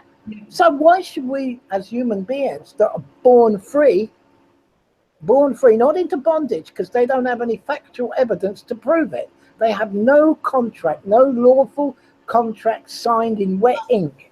If we had a resource-based society, we wouldn't need banks, we wouldn't need insurance companies, or any of that financial system. You wouldn't even need insurance companies, would you? Because the whole idea of a resource-based society is that you've got an abundance of all the things you need at hand. Absolutely. You know, absolutely. But there's a period like Michael Taylor. I do agree with Michael Taylor on most of the stuff, but the most thing I do agree with is this, you know, transition, because, you know, a lot of people that are not ready, which is the majority, a lot of people that are still asleep, which is the majority. You can't just take them from this civil monetary debt. They don't call it debt. They think they're being rewarded with this piece of paper and it's made of gold, you know. But it's not. We know what it is. But you can't take those. Well, you can. Of course, anything's possible. But it's very difficult to take him off of his 9 to 5 or whatever it is off the train every morning, and he never pays it into the world of abundance. It's very difficult to. So we need a transition period. And I think cryptocurrencies and that, where it's decentralized, proven decentralized. It's enemy number one. You'll hear it in Trump's speeches. You'll hear it in Theresa May's speeches. You'll hear it in the Bundestag, the EU speeches. You'll hear it in all of them. If you read between the lines, you'll hear it now, where they are a war on cryptocurrency. This is the thing, Stav, getting that information out there, because most people, when they look at money, what do they see? They say, oh, the next iPhone, or I've got the ability to buy this or the ability to buy that. When I look at a banknote, do you know what I see? A chain. That's the difference. People like you, me, and Gina see a chain or something. All I would say, scarcity on us. That's the thing. I see artificial scarcity. Yeah, well, all I would say that I see this transitioning happening before our very eyes today. And all you got to do is go on the internet and Google and have a look around yourself after this program or whenever. Program. This is my program. This is not indoctrination program. And after this chat here, exchange of thoughts, go on Google and check that you will find that all the cryptocurrencies are surging beyond. People couldn't believe the price of Bitcoin is over $2,000 now. Yeah, it's over $2,000, and it's happened within the last month. It's doubled. A lot of the cryptocurrency, well, not Bitcoin's doubled, but it's not far off of that. I think it was $400. It's gone above £2,000 a Bitcoin now, hasn't it, or something? Or $2,000, well above it. So I think last time I looked, it was $2,060 odd per Bitcoin. Right, something that was floated for about 25 cents in 2009 or something like that. But anyway, the fact is, when I say floated, it's a decentralized market. Okay, it's that, you know, there are some centralized coins in there, like one I just mentioned. I can't even remember what it is. Ripple. You'll go and see, if you go to the Ripple site, you've got it's going between the banks, and you're in between, and the middle bank is in the UK, believe it or not. It speaks volumes, doesn't it, really? But anyway, out there, if you want a decentralized currency, don't have Ripple, because Ripple is part of the big bank system. Yeah, that's right, and they will control your income, take tax. They'll do bail-ins whenever they like. Bail-ins. They'll take and they'll stop you from having whatever you should have, because they won't even let you access it, or they will say, well, I think you owe us a bit more tax than that, so you've only got access to this amount of cryptocurrency. So, you know, this is how they're going to operate. We have to be very, very vigilant whether, you know, whether we're going to end up with some sort of centralized Bitcoin or whatever equivalent. Yeah. And we don't want to fall into those traps, because they could then go from that to their cashless society, which is back in the control system again. Yeah, well, at the moment, the scare the other week, it dropped from 1,800 to 1,600, and it bounced straight back up above 2,000. So it's starting to get resilience. It's even actually warding off the state attacks of false flags. And Gina, I think you're a member of the Steemit site. I don't know if you've had a look in your wallet lately, but maybe you should go and check it out. You might have a surprise. What's it called? Steemit. Do you remember? I think you've done an article on it. Oh, yeah. I did look at Steemit. You know, as an organizer, and this is what I do. I studied behavioral analysis before I became an organizer, and my people were organizers from a long time ago. Yeah. And so getting my head wrapped around how to message, what kind of a timeline is necessary to move some people into a direction, what kind of benchmarks would I need to see happen to know that we're in the right direction heading. It is a massive undertaking to even comprehend the kind of things that y'all are talking about. And the second thing I think that is paramount is that you have to teach it in an intergenerational way, so that when we're dead and gone, the children and grandchildren will be continuing in the process of heading in a certain direction that will create abundance. And, you know, we can talk about Bitcoin and stuff like that, but when you take into account the Schumann resonance jumping and the solar minimum that's happening in this possible mini ice age we're going into, you know, what happens if the internet is knocked out? You know, where's the Bitcoin there? I mean, we're back to massive bunches of people living in high rises that have no air conditioning, no heat, no way to go to the grocery store to get their stuff, and the logistics nightmare would be horrifying. And I could even see corporate master doing that just to get rid of a few of us, because we would be fighting over what's the leftovers. Yeah, but if there's no internet, Gina, there's no control anymore. There's no control. But what I'm saying is there's going to be no Bitcoin either. But what I hope it to do, and I don't look at the numbers are just numbers. Finance is just numbers. It's got no value. It's just numbers. Whether it's fiat, crypto, even dollar bills with a gold back reserve, it's still numbers. At the end of the day, people are still going to swap receipts rather than no one's going to drag around great big pots of gold. And anyway, no one would have believed that we could live in this bullshit today. I know. But what I was hoping it would do, even as a small start, even if Bitcoin goes down the pan and the internet goes down the pan, but it would teach a self-responsibility. This is what's lacking. That's what pisses me off about permaculture. It appears to be a very well thought out plan for the future by the wealthy and some of their children, or some of these college kids that are going. I don't see them teaching abundance and gardening and permaculture, or the ideals of permaculture to common people. You can find it on YouTube in certain channels, but they're still not using the permaculture principles of restore the land and give back to community. Can I just say, this is what you were talking about. Sorry, I was just going to say what you were talking about there about about the possibility that the corporate masters could ultimately decide to pull the plug on the internet and all this. This is why I think a resource-based society is definitely the way to go. With or without them, right? With or without them, do it without them. Don't even wait on it. Absolutely. Stop giving them this corporate master. They are a corporate master, but it's fiction. It's commerce. That's all. It's not human beings. About the Bitcoin is, as long as we've got the internet, the good thing about Bitcoin is it's going to take a slice out of the big bankers' control over us, and that's what I do like Bitcoin. Ultimately, it's not the answer, I don't think, in the long term. In the long term, once we get back to a resource-based society, one which isn't based on electronics, because electronics can be brought down by electromagnetic pulses and things like that. We're totally self-sufficient then, and that's the way we want to be. Once we get to a situation where we're totally self-sufficient for all our needs, all our abundance, then we're in the ultimate state of being. Animals have managed it. Animals still exist. They haven't all died out yet, and they're still living.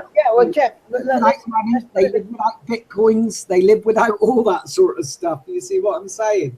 Yeah. Well, mothers are going to be mothers again. Fathers are going to be fathers again. There must be a family bond, and people must actually operate. The family unit's been destroyed. Totally destroyed. There is no family units left anymore, only of people that have hung on to it and gone, I'm going to teach my kids the old values of family, whatever. So I was speaking to a couple of guys. This really cracked me up. It's very sad, Gina. They were in your side of the pond, and he said, I've got to go. And he was only about 19. He was quite young, and sorry, it was his mate. Anyway, he'd got a young child of, I don't know, 6, 7, whatever. It was at small school, what you call it over there. He said, I've got to go now. He said, because if I'm 5 minutes late from picking my child up, I get a $300 fine. Yeah. Right? And I said, pardon? He said, if I don't go now, I'll end up with a free. And they also get a fine if they don't drop them off. If they drop them off late, they get a fine. And I'm going, what on earth? How do people allow themselves to be treated like this? And what are these? I'll tell you how. It's very simple. They've been born into this. It's almost like the movie The Matrix. They're born into this system. They have not seen the changes like we've seen in 2 or 3 generations. We've seen a lot of changes in our life. I'm going to be 60 soon enough. So figure that's 3 generations of children born, 20, 40, 60. in one generation, they are compliant because they were born into it. They don't know any other way.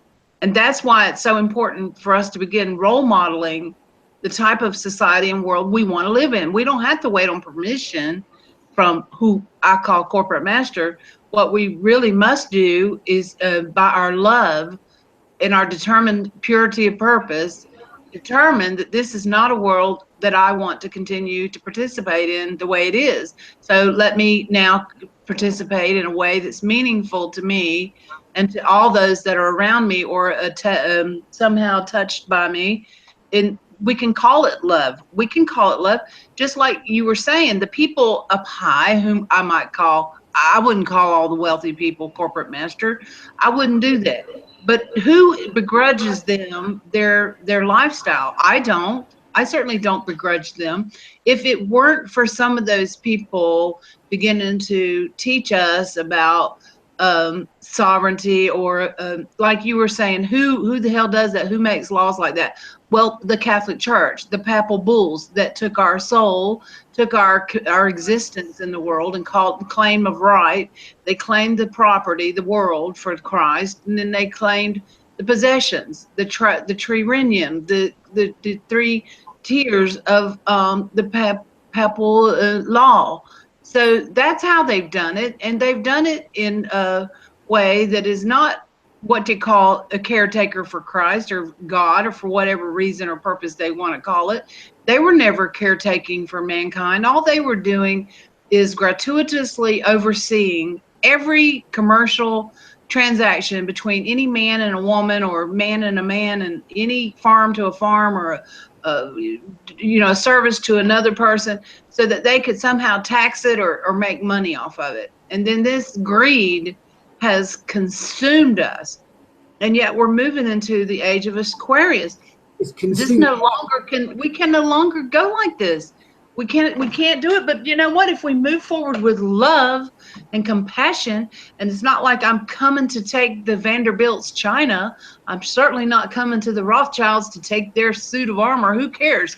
I care about abundance of food and a peaceful environment around me, and in nature, and being able to play my guitar, my violin, and being able to write a little poetry if I feel like it today. These are things that man by his own nature is compelled to do, and not any of us are less than the God source creator. We are all a spark of the divine. Yes, we should be able to coexist with each other peacefully, with an abundance of the things that we like, in love, and be able to, just enjoy the pleasures of life without all these stupid restrictions. I mean, 5 minutes late from going to pick your kid up from school, £300 fine. That is exploitative. It is very exploitative. Should anybody be allowed to exploit one other person's energy from their hard work and what have you, just for the sake of being 5 minutes late? Well, it was the age of Pisces. Pisces is the two fish. It's the doubt and the faith, the yes and the no. The Pisces was a mutable water sign. So anything went, anything goes during the Piscean age. But it's bullshit now, because we're in the age of Aquarius, and it's a fixed air sign. And a fixed air sign is more it's more solid. It's going to be truer to our emotions and our passion and our life than this doubt and faith, this left and right, this not knowing which way to go. Oh, should I believe? Oh no, brother, you don't have enough faith. You're doubting.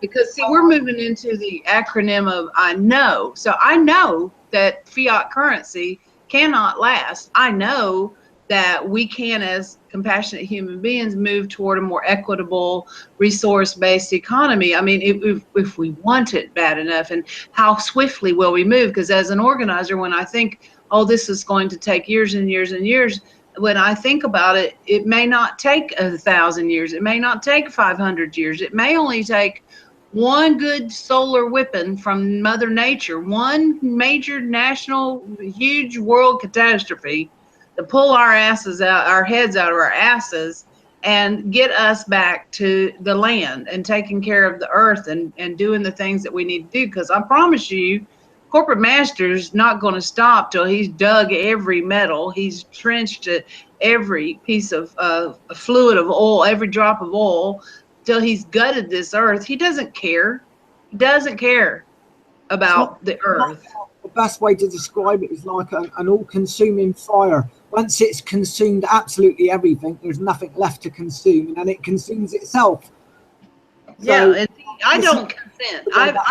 I've just, yeah, and I'm not going to consent anymore, you know, to complying with anything. I call myself peaceful non-compliance, and that's the type of organizing I want to do, is peaceful non-compliance. So how can we do that? Well, number one, we can grow some of our own food and be peacefully non-compliant by not purchasing the food in the store. You know, that's number one. Stop participating in the system.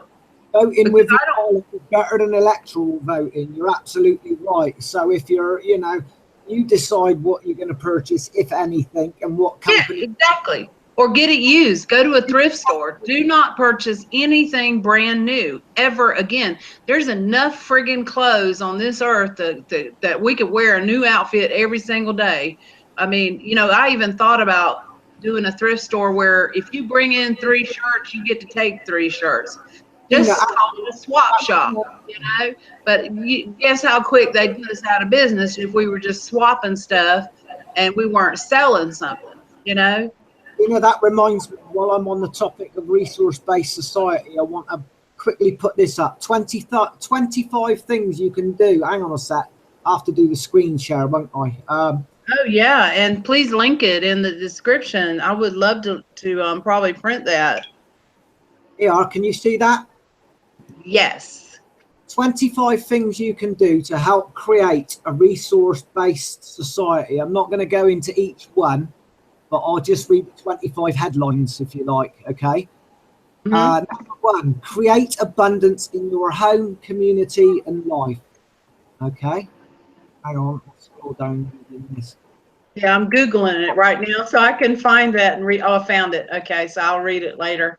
Okay. Yeah. Number 2, consume less and produce more. Exactly. Number 3, get off the grid. If it's at all possible, it's not always easy because of blooming laws getting in the way and that. But you know, if you're gonna be rebellious and decide, well, you know, it's my choice to collect my rainwater if I want to, despite your stupid codes and laws, then go for it. Number 4, educate yourself and others about a resource-based economy. Spread the word. Okay. Number 5, learn as many specialized skills as you can, because if you've got these specialized skills, it helps you to be totally independent and have the abilities to fall back on the things that you've learned. Question everything, including yourself. Number 6, that is. Number 7, be open-minded. Not that you aren't already, because anybody who's listening to this show, it's got to be pretty open-minded and a bit of an out-of-the-box thinker, in my opinion. But so be open-minded to different ideas and concepts. 8, develop an integral point of view. Number 9, be healthy. Well, not always possible, depending on your state of health, but you know, go back to using cures from nature. That's the way I see that a lot. Mm-hmm. But, 10, adapt and be flexible. Adaptability is important for survival. We can adapt to different ways of doing things, be flexible. That's all important. 11, build the change you want to see. Well, we've always said be the change you want to see, which is virtually the same. 12, turn off the television and phone and computer. Turn it off so you're using less resources and go out and do something out there in nature and produce something. Number 13, network and meet people locally, you know, at your local pub or your local community center. Get out there, join some groups and things like that and get the word out there. Associate. Number 14, associate and form communities with like-minded people. Number 15, avoid associating with negative or self-destructive people and naysayers. I don't actually. That there is the most important thing. Well, I don't actually agree with number 15 because I think you can associate with the naysayers and convert them to a different way of thinking. So I think that's all part of it. Personally, I think we can do that. I think we can get them round to a different way of thinking. And if they've got something to say, and I think it's important to have people to fire holes in things. If you've got a new idea of something you want to do, it's important to have a devil's advocate to say, well, no, you can't do this because of that. And then but you must be careful. Have a debate about it, you know. We'll see these self-destructive people that they may be speaking of are those that would do harm. Right. People that to themselves or to others. Yeah. People that would put the boot in, so to speak. Yeah, I see what you're saying, Gina. Yeah, you'd have to be careful. Avoid the trouble. I think it says there, Jeff. Look, don't be like this. Don't be negative nanny. Negative nanny. That's very important. Negative nanny, a naysayer, a Debbie Downer, a Debbie Downer. So there you go. Even naysayers can be converted to our way of thinking. You know, this is the way I see it. But anyway, on to number 16, influence and educate people in powerful positions. I think that's good because if you can get a powerful platform, public platform to be able to get these ideas out there, then yeah, you can probably expand on this a lot faster on what we're trying to achieve here. 17, help people who need help, really help them. That's important as well. You know, whether it's, you know, your elderly next door neighbor that needs going to pick up some stuff for them from the shops, and you know, that's right, them across the road, or walking their dog for them, or you know, if they're incapacitated or whatever. Just generally, that's a absolutely brilliant one. 18, start RBE. Well, that's RBE is resource-based economy. I don't like that term. I prefer resource-based society myself. Starts RBE-minded businesses, co-ops and communities, if that's at all possible. I wouldn't say that was quite easy to do, but it is possible in certain ways. I expect there are certain people that will be able to do that. Get involved with existing projects. 20, reach out to people developing sustainable and open source technologies and get them involved with the RBE movement if they're not already. That's brilliant. If we can do that, technologies can make all the difference because they can solve a lot of the technical problems that we've got to be able to create that abundance. And 21, think big, but start small. That's good as well. That's how we need to do things. Think big, but start small. 22, let go of religion. I think that's a good thing as well. Debatable for some people, but you know, I think it's a good thing. Let go of country. That's what he's saying there. I don't think that's necessarily true, and I think we can go over to a resource-based society, not necessarily at a global level. We can do it at local levels, communities. That's what we need, communities working together, I think. But yeah, I understand the concept of what they're saying there. Let go of restricted nations and all the rest of it, nationalism and all that. I can sort of understand that in a way. 24, play your music and be happy. Number 25, realize that love is our ultimate purpose in this life.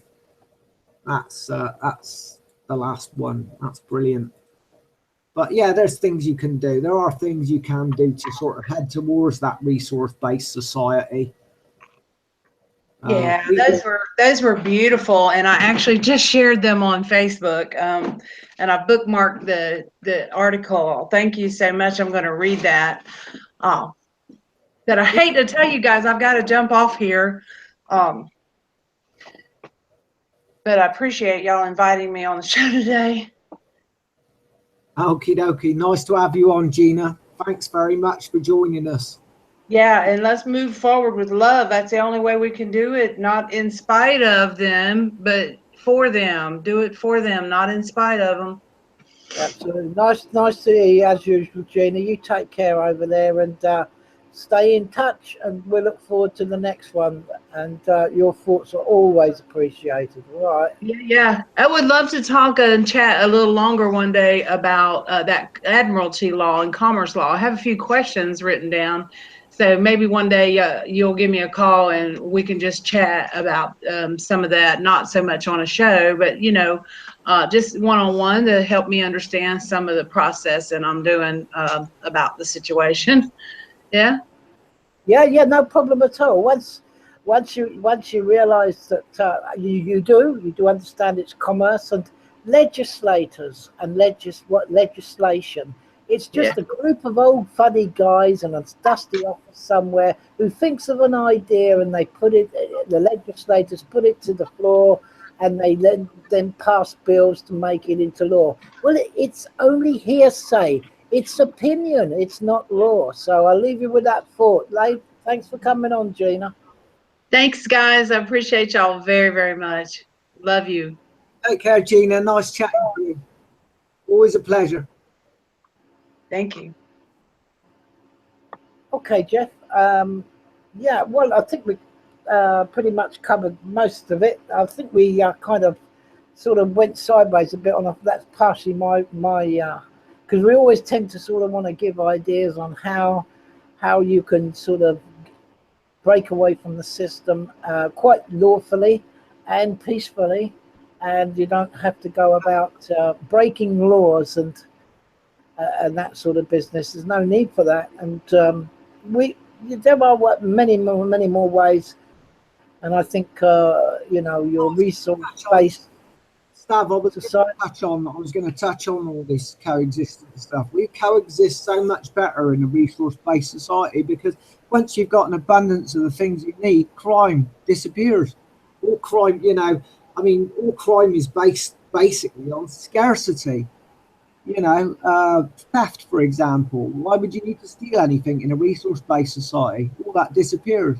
So all your prisons disappear, and that sort of thing. There's so many advantages. That's just one advantage. There are absolutely staggering. Once you look into it and you realize it for what it is, and I've really looked into it, the amount of advantages of a resource-based society is staggering over the top of the current system that we got. It's absolutely amazing. Everything changes completely for the better, Yeah, absolutely. Well, I put this question to people because I really don't know how. Well, I do know how to answer it, and whether you can think of it like this. But I mean, would you count your creativity as a resource? Yeah, of course. Yeah. Well, there you go then. Well, why do people want to enslave themselves and sell it to a third-party interloper for a price? At the end of the day. If resources are the materialistic sides of things that's on earth that we use to be able to share our creativity, then surely those resources should be free. So we can expand our creativity to places and a world which is unimaginable if those resources were free. So I think every man, woman and child that's born into this world, into existence, has a damn right to be free and to use the resources freely. And their creativity, their own resources, should be theirs and theirs alone. There should be no third-party parasitical interloper involved in any of it, if need be. And I think it should be theirs, but they should have the right to be able to. So if they got like loads of surpluses and stuff that they don't need, to share that's to encourage people to share their surpluses with each other as well. That's all part of it, because it doesn't work if you just hold on to your own stuff and say, this is mine, I created it, it's mine. That's not going to work in this sort of system. The resource-based society, in that resource-based society, is about sharing and giving people the stuff they need and helping each other out. And that's how it'll work. It's a win-win-win. It's a win-win situation, because people today, with their selfish, blind, glasses on will look on, you know, it is mine, it's mine, I'm going to hang on to it. But nothing in the system belongs to any of them. They just, it's just, you know, controlled by you know who. So you really don't own a damn stitch in this world according to their rules of their society, because they own it all.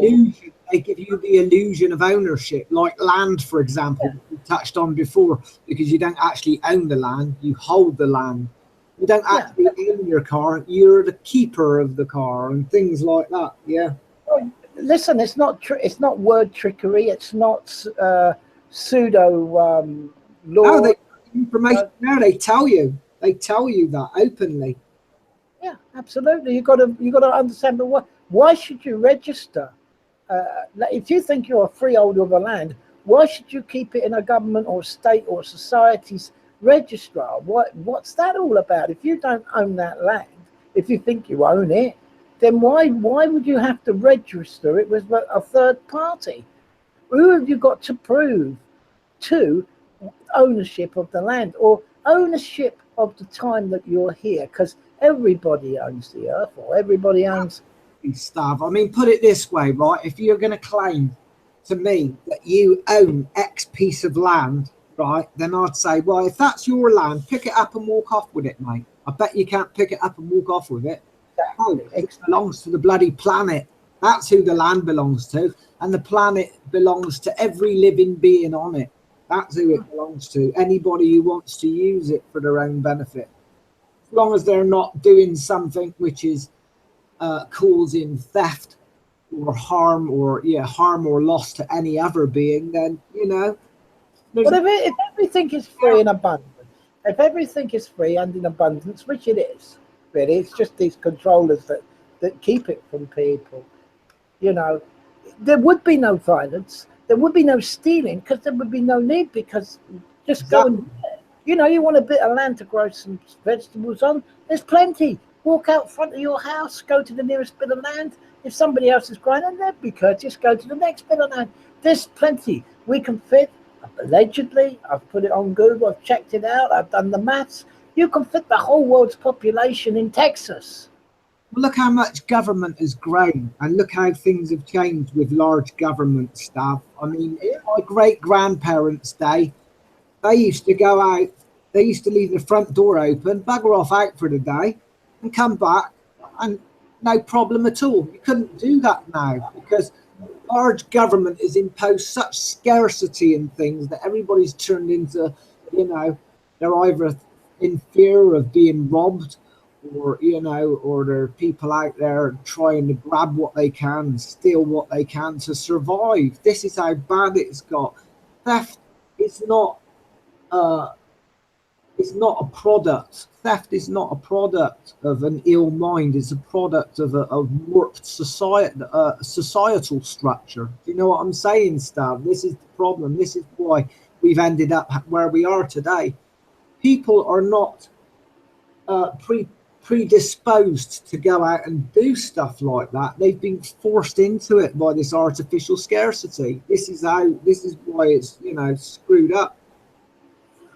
Well, I think they don't realise, a lot of people don't realise the satisfaction of producing something yourself with your own hands.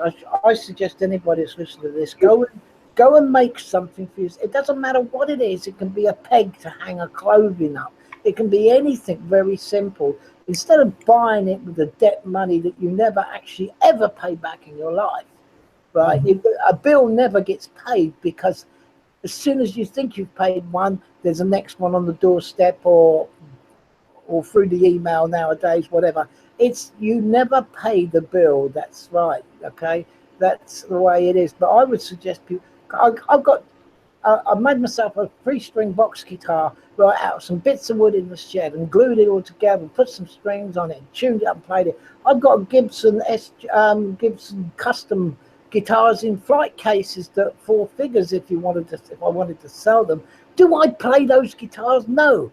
I pick my piece of box guitar up I made out of nothing, out of matchwood, out of shed contents, because it means more, and I enjoy it. It's just as good, doesn't it, as well? It does. I can play better with it. It's much more. It's got a great resonance. It vibrates to the right pitch, and you know, I find it much easier and enjoyable playing on something that, you know, it's only for myself, but I don't care. It doesn't Something you could do, Stav, if you've got some mates that are musicians and play music and that, you can build them one of these box guitars and, you know, let them have one. You can make anything. Anybody, if they put their mind to it, can make anything. There's no need to buy it. In actual fact, it's very tasteless. I think to go out and buy things is very, very tasteless to me. It doesn't. If somebody gives you a gift, it's got a lot more meaning to it if it's something they've produced themselves rather than some expensive item that they bought from the shops. You know what I mean? Well, you know what, Nikki was listening. She's been listening to tonight, and she goes, when you read that list of 25 things, yeah, she said we were taught all that when we were kids. But we all seem to have forgotten it. Things that we can do, you know. But it's right what Gina says. Today's generation of 20 years, 25, maybe up to 30 years, I don't know of this. They were born into this matrix of what we've got now and forever, you know, evolving this that's good. It's like I mean, I'm getting on a bit now like yourself, and well, quite a bit older than you, I think, Jeff, or a few years older anyway. So you're my junior. But, you know, to me, I've seen these changes and you have yourself, like Gina, who says she's approaching 60. I would not believe when I went back to my childhood or even my teenager days or young man of 20, if I could look into the future and see the world today and think of it then, I would not have believed any of this. What's going on? Our collective jaws would have hit the deck. Yeah, as it is now, from coming into the future by 30 or 40 years or something. Even, you know, you'd look at it and you'd say, "Christ, what has happened to our wonderful world?" You know. Yeah. Well, I'm an old guy, and they say you can't teach an old dog new tricks. Well, tricks. I put this in an article on Steam, and you know, tricks are tricks. It doesn't matter how old you are, tricks are tricks. And at the end of the day, if you recognize them as tricks, they'll always be tricks. And, you know, you can't have the wool, as the old expression used to be, pulling the wool over your eyes, you know. And but I do see certain things that are coming about. And it's, like I say, decentralization to me means more than centralization. Centralization is a prison. Centralization will take you. If they want a new world order and they want centralization and they want globalization and all this, what they're going to get in the current system of things is one person that's all powerful, all omnipotent, that wants to control anything and everything. Totally. It's full spectrum dominance, Stav. That's what they want, full spectrum dominance, which means they want control over everything. They want to own everything. They want to return us to slavery, and that is where it's heading. And it's headed at, and they've already done it by the back door. They're using money, that form of slavery. So we're already there. And I mean, what have we got now? We've got enough to barely live on. Most people, in fact, have got less than that because they're in debt. So haven't even got enough to barely live on. So in a way, we're worse off than slaves. I think what it's got to be, I mean, it's got to, all of these ideas, and I think, you know, a resource-based society, or even whatever it's called along those lines, if you put it over that people have got to do this for their own good and that, they're just bulk against it, especially young people today.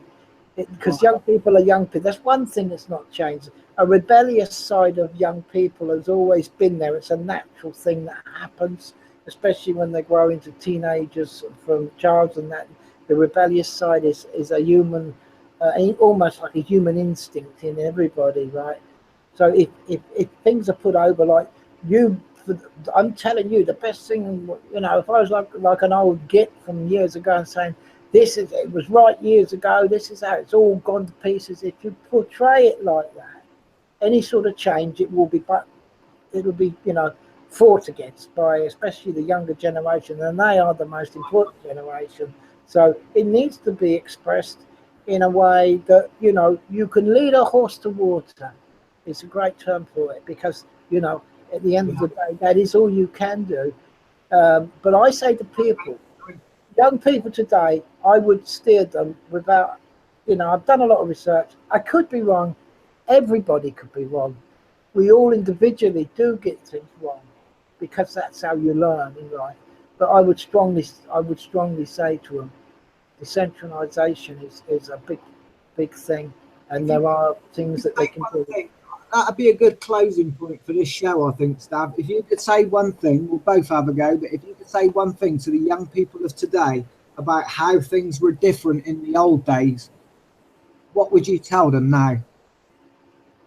I would say, in one word,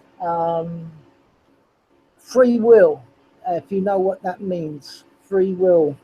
And basically, if you don't know what that means, then you don't have it. It's as simple as that. You need to find out what that means. Freedom. I was going to say myself, freedom, because we had more freedom to do things. And without all these restrictions, unnecessary, over the top, absurd restrictions that they impose on us now, like that, for example, being 5 minutes late for picking your kids up from school and getting a £300 fine. And, you know, if you drop a fag butt on the floor, it ain't going to be the end of society if you drop a fag butt on the floor. Yeah, all right, you might consider it littering or whatever. But we got road sweepers that'll pick it up anyway. You know, to get an £80 fine for dropping a blooming fag butt on the floor, or, you know, all this sort of nonsensical, over-the-top legislation, and not being able to, for example, go out and pick some fruit off of a tree in a public place or whatever. You know, this is where things were different in the old days. We had free will, we had freedom, we had the ability to choose. You know, I mean, if I seen recently that you can't actually go out and drink a beer walking along the road. You can get done for it. Even if you're not behaving drunk and disorderly, you can't even walk around with a can of beer. They'll come up to you and they'll say, oh, you've got to dispose of that, throw it in the bin. I haven't caused any problem. I'm not drunk. I'm not disorderly.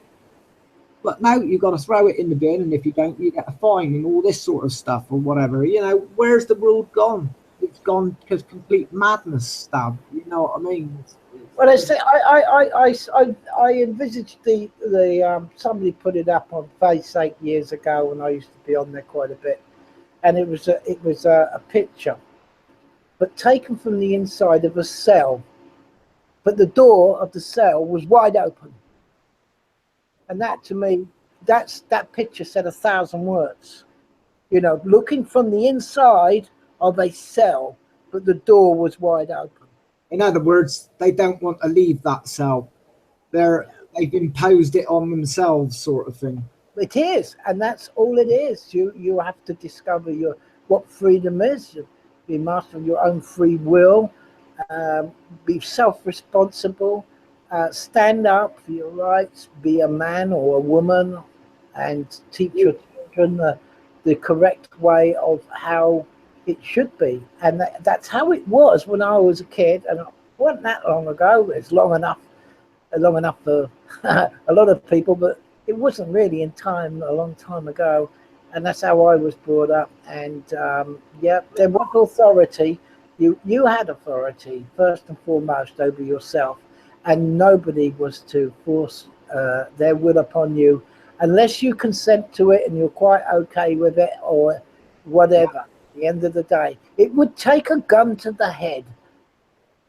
Absolutely. Take a real gun to the head. And if that's what you're dealing with, then wake up, you know. Yeah. This is how things have changed. I mean, like I've always said, that in the past, I mean, we used to have families, 12, 13, 14 kids, and it was nothing unusual in my grandparents' time. Anyway, that was quite the norm, and people could afford to they still managed, however poor they were, they still managed to bring up, you know, that many kids. Nowadays, you know, it takes a a couple to go out and work 40 hours of work each to bring up like 1.3 kids or something like that. It's ridiculous. It's totally, it's gone beyond slavery. It's got, I mean, back in the 60s when, you know, they were sort of talking about the growing automation and how it would free up people's lives, they predicted that by now people would only be working 10 hours a week. And that's how it should be. We should only be working, you know, maximum 10 hours a week per person, per able-bodied person. And where are we? We're still working 40 hours a week. What went wrong? We've got massive agriculture to provide the things that we need.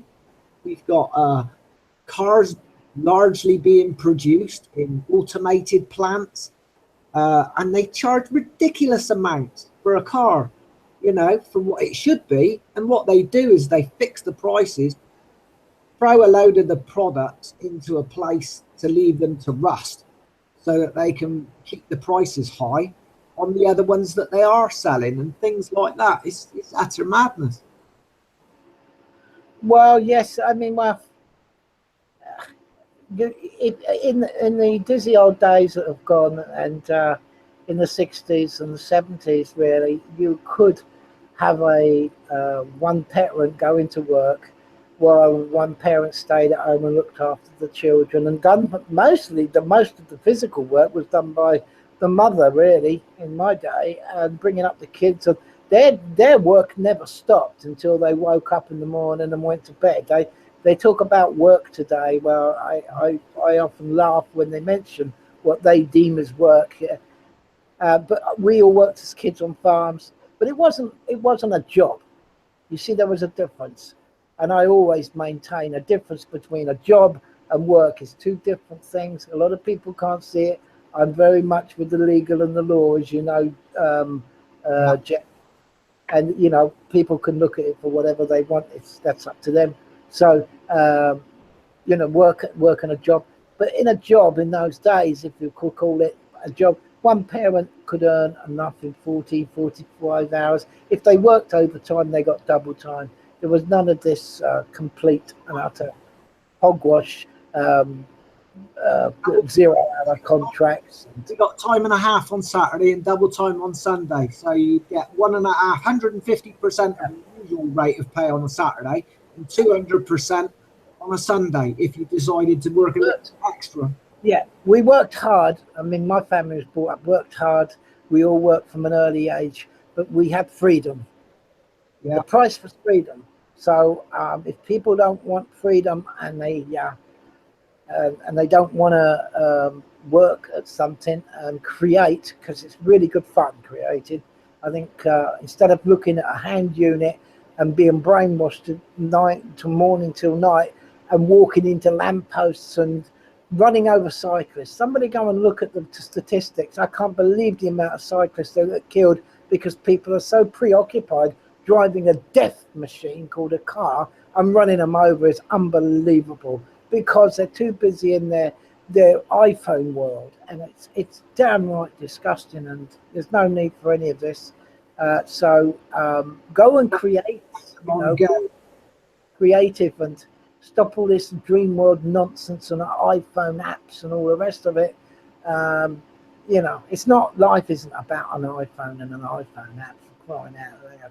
And somebody actually argued the other day, there was on about computer sports, that they were real sports, you know, things, games. I said, yes, I grant you. I said, there are games out there. There's thousands of games. Some of them are quite entertaining. I've never understood, Stav, why people would want to sit in on their television and watch somebody else enjoying sports when they should be bloody participating in them rather than watching them. What is sports spectatorship? I don't understand it. It never made any sense to me. You know, getting excited about a bunch of blokes kicking a football about when they could be out there playing football themselves. There's only one thing worse than that. What's that? Watching and participating in virtual sports. Right, virtual sports. Yeah, that's even more ridiculous. And that's where I ended the debate with a chap online the other night. I said, I'll meet you halfway. virtual sports. How about that? And he even didn't really want to swallow that. He wanted to argue that playing a game on a computer was a sport. And I said, that's the most ridiculous thing I've ever heard in my life. That is to me as well, being from my sort of, I mean, I was sort of born in... I'm not knocking games. I'm not knocking computer games. I'm not knocking technology. It's fine. There's probably some fantastic games out there. Unbelievable games. That's fine. But they call them what they are. They're games. They're not sports. And that's how I ended it. I mean, that's my thoughts.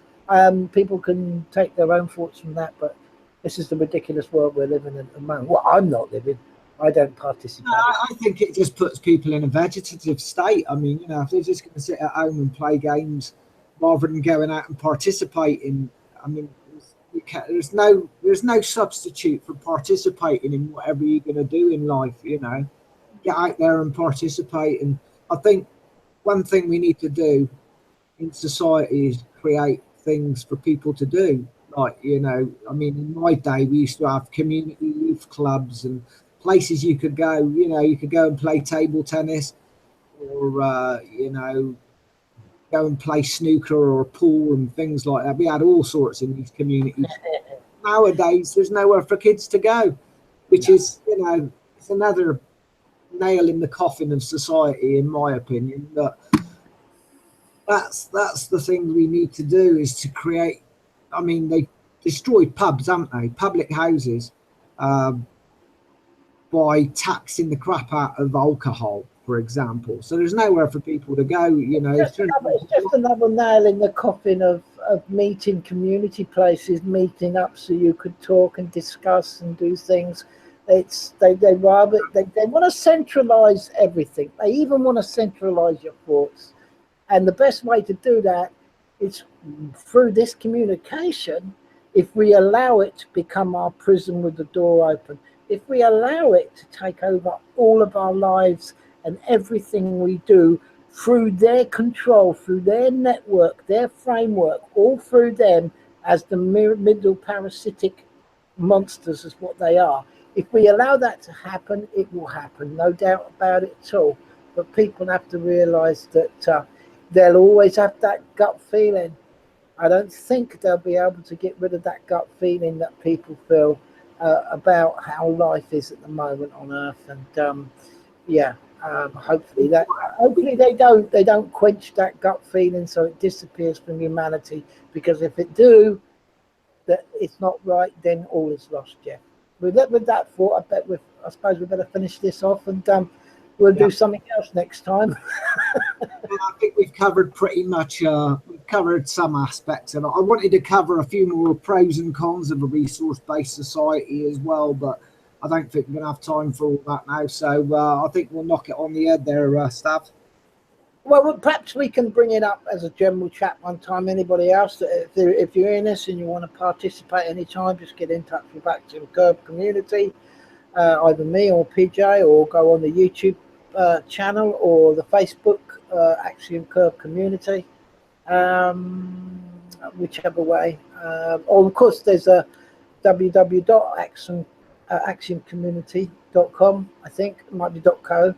Might be .co, but check it anyway. You'll get there, and come in and have a chat. We'd love to hear your thoughts, because that's what it's all about. Thoughts, isn't it? All right, Jeff. Thanks for bringing the topic up tonight. I think we'll be retouching a bit more, because I think Michael Tellinger is just but one of many ideas of contributionism or resource-based society, community. I like the idea of what he calls it, actually, contributionism. I think is a very good word. I think that sums it up really well, actually.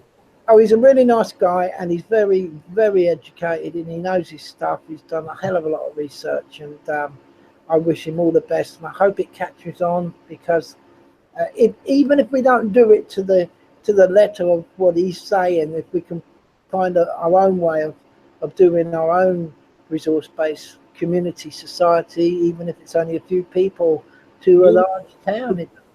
Maybe community contributionism or something like that. Yeah, I'm sure as long as we've planted a seed, a thought, I guess that's all we can all do. All right, Jeff, I'm gonna switch this off. Thanks for coming on tonight. It's been a pleasure as usual. And having me on your show, Stav. I appreciate it. no worries. I'll catch you later. Take it easy. Cheers, Stav. Bye, mate. Bye.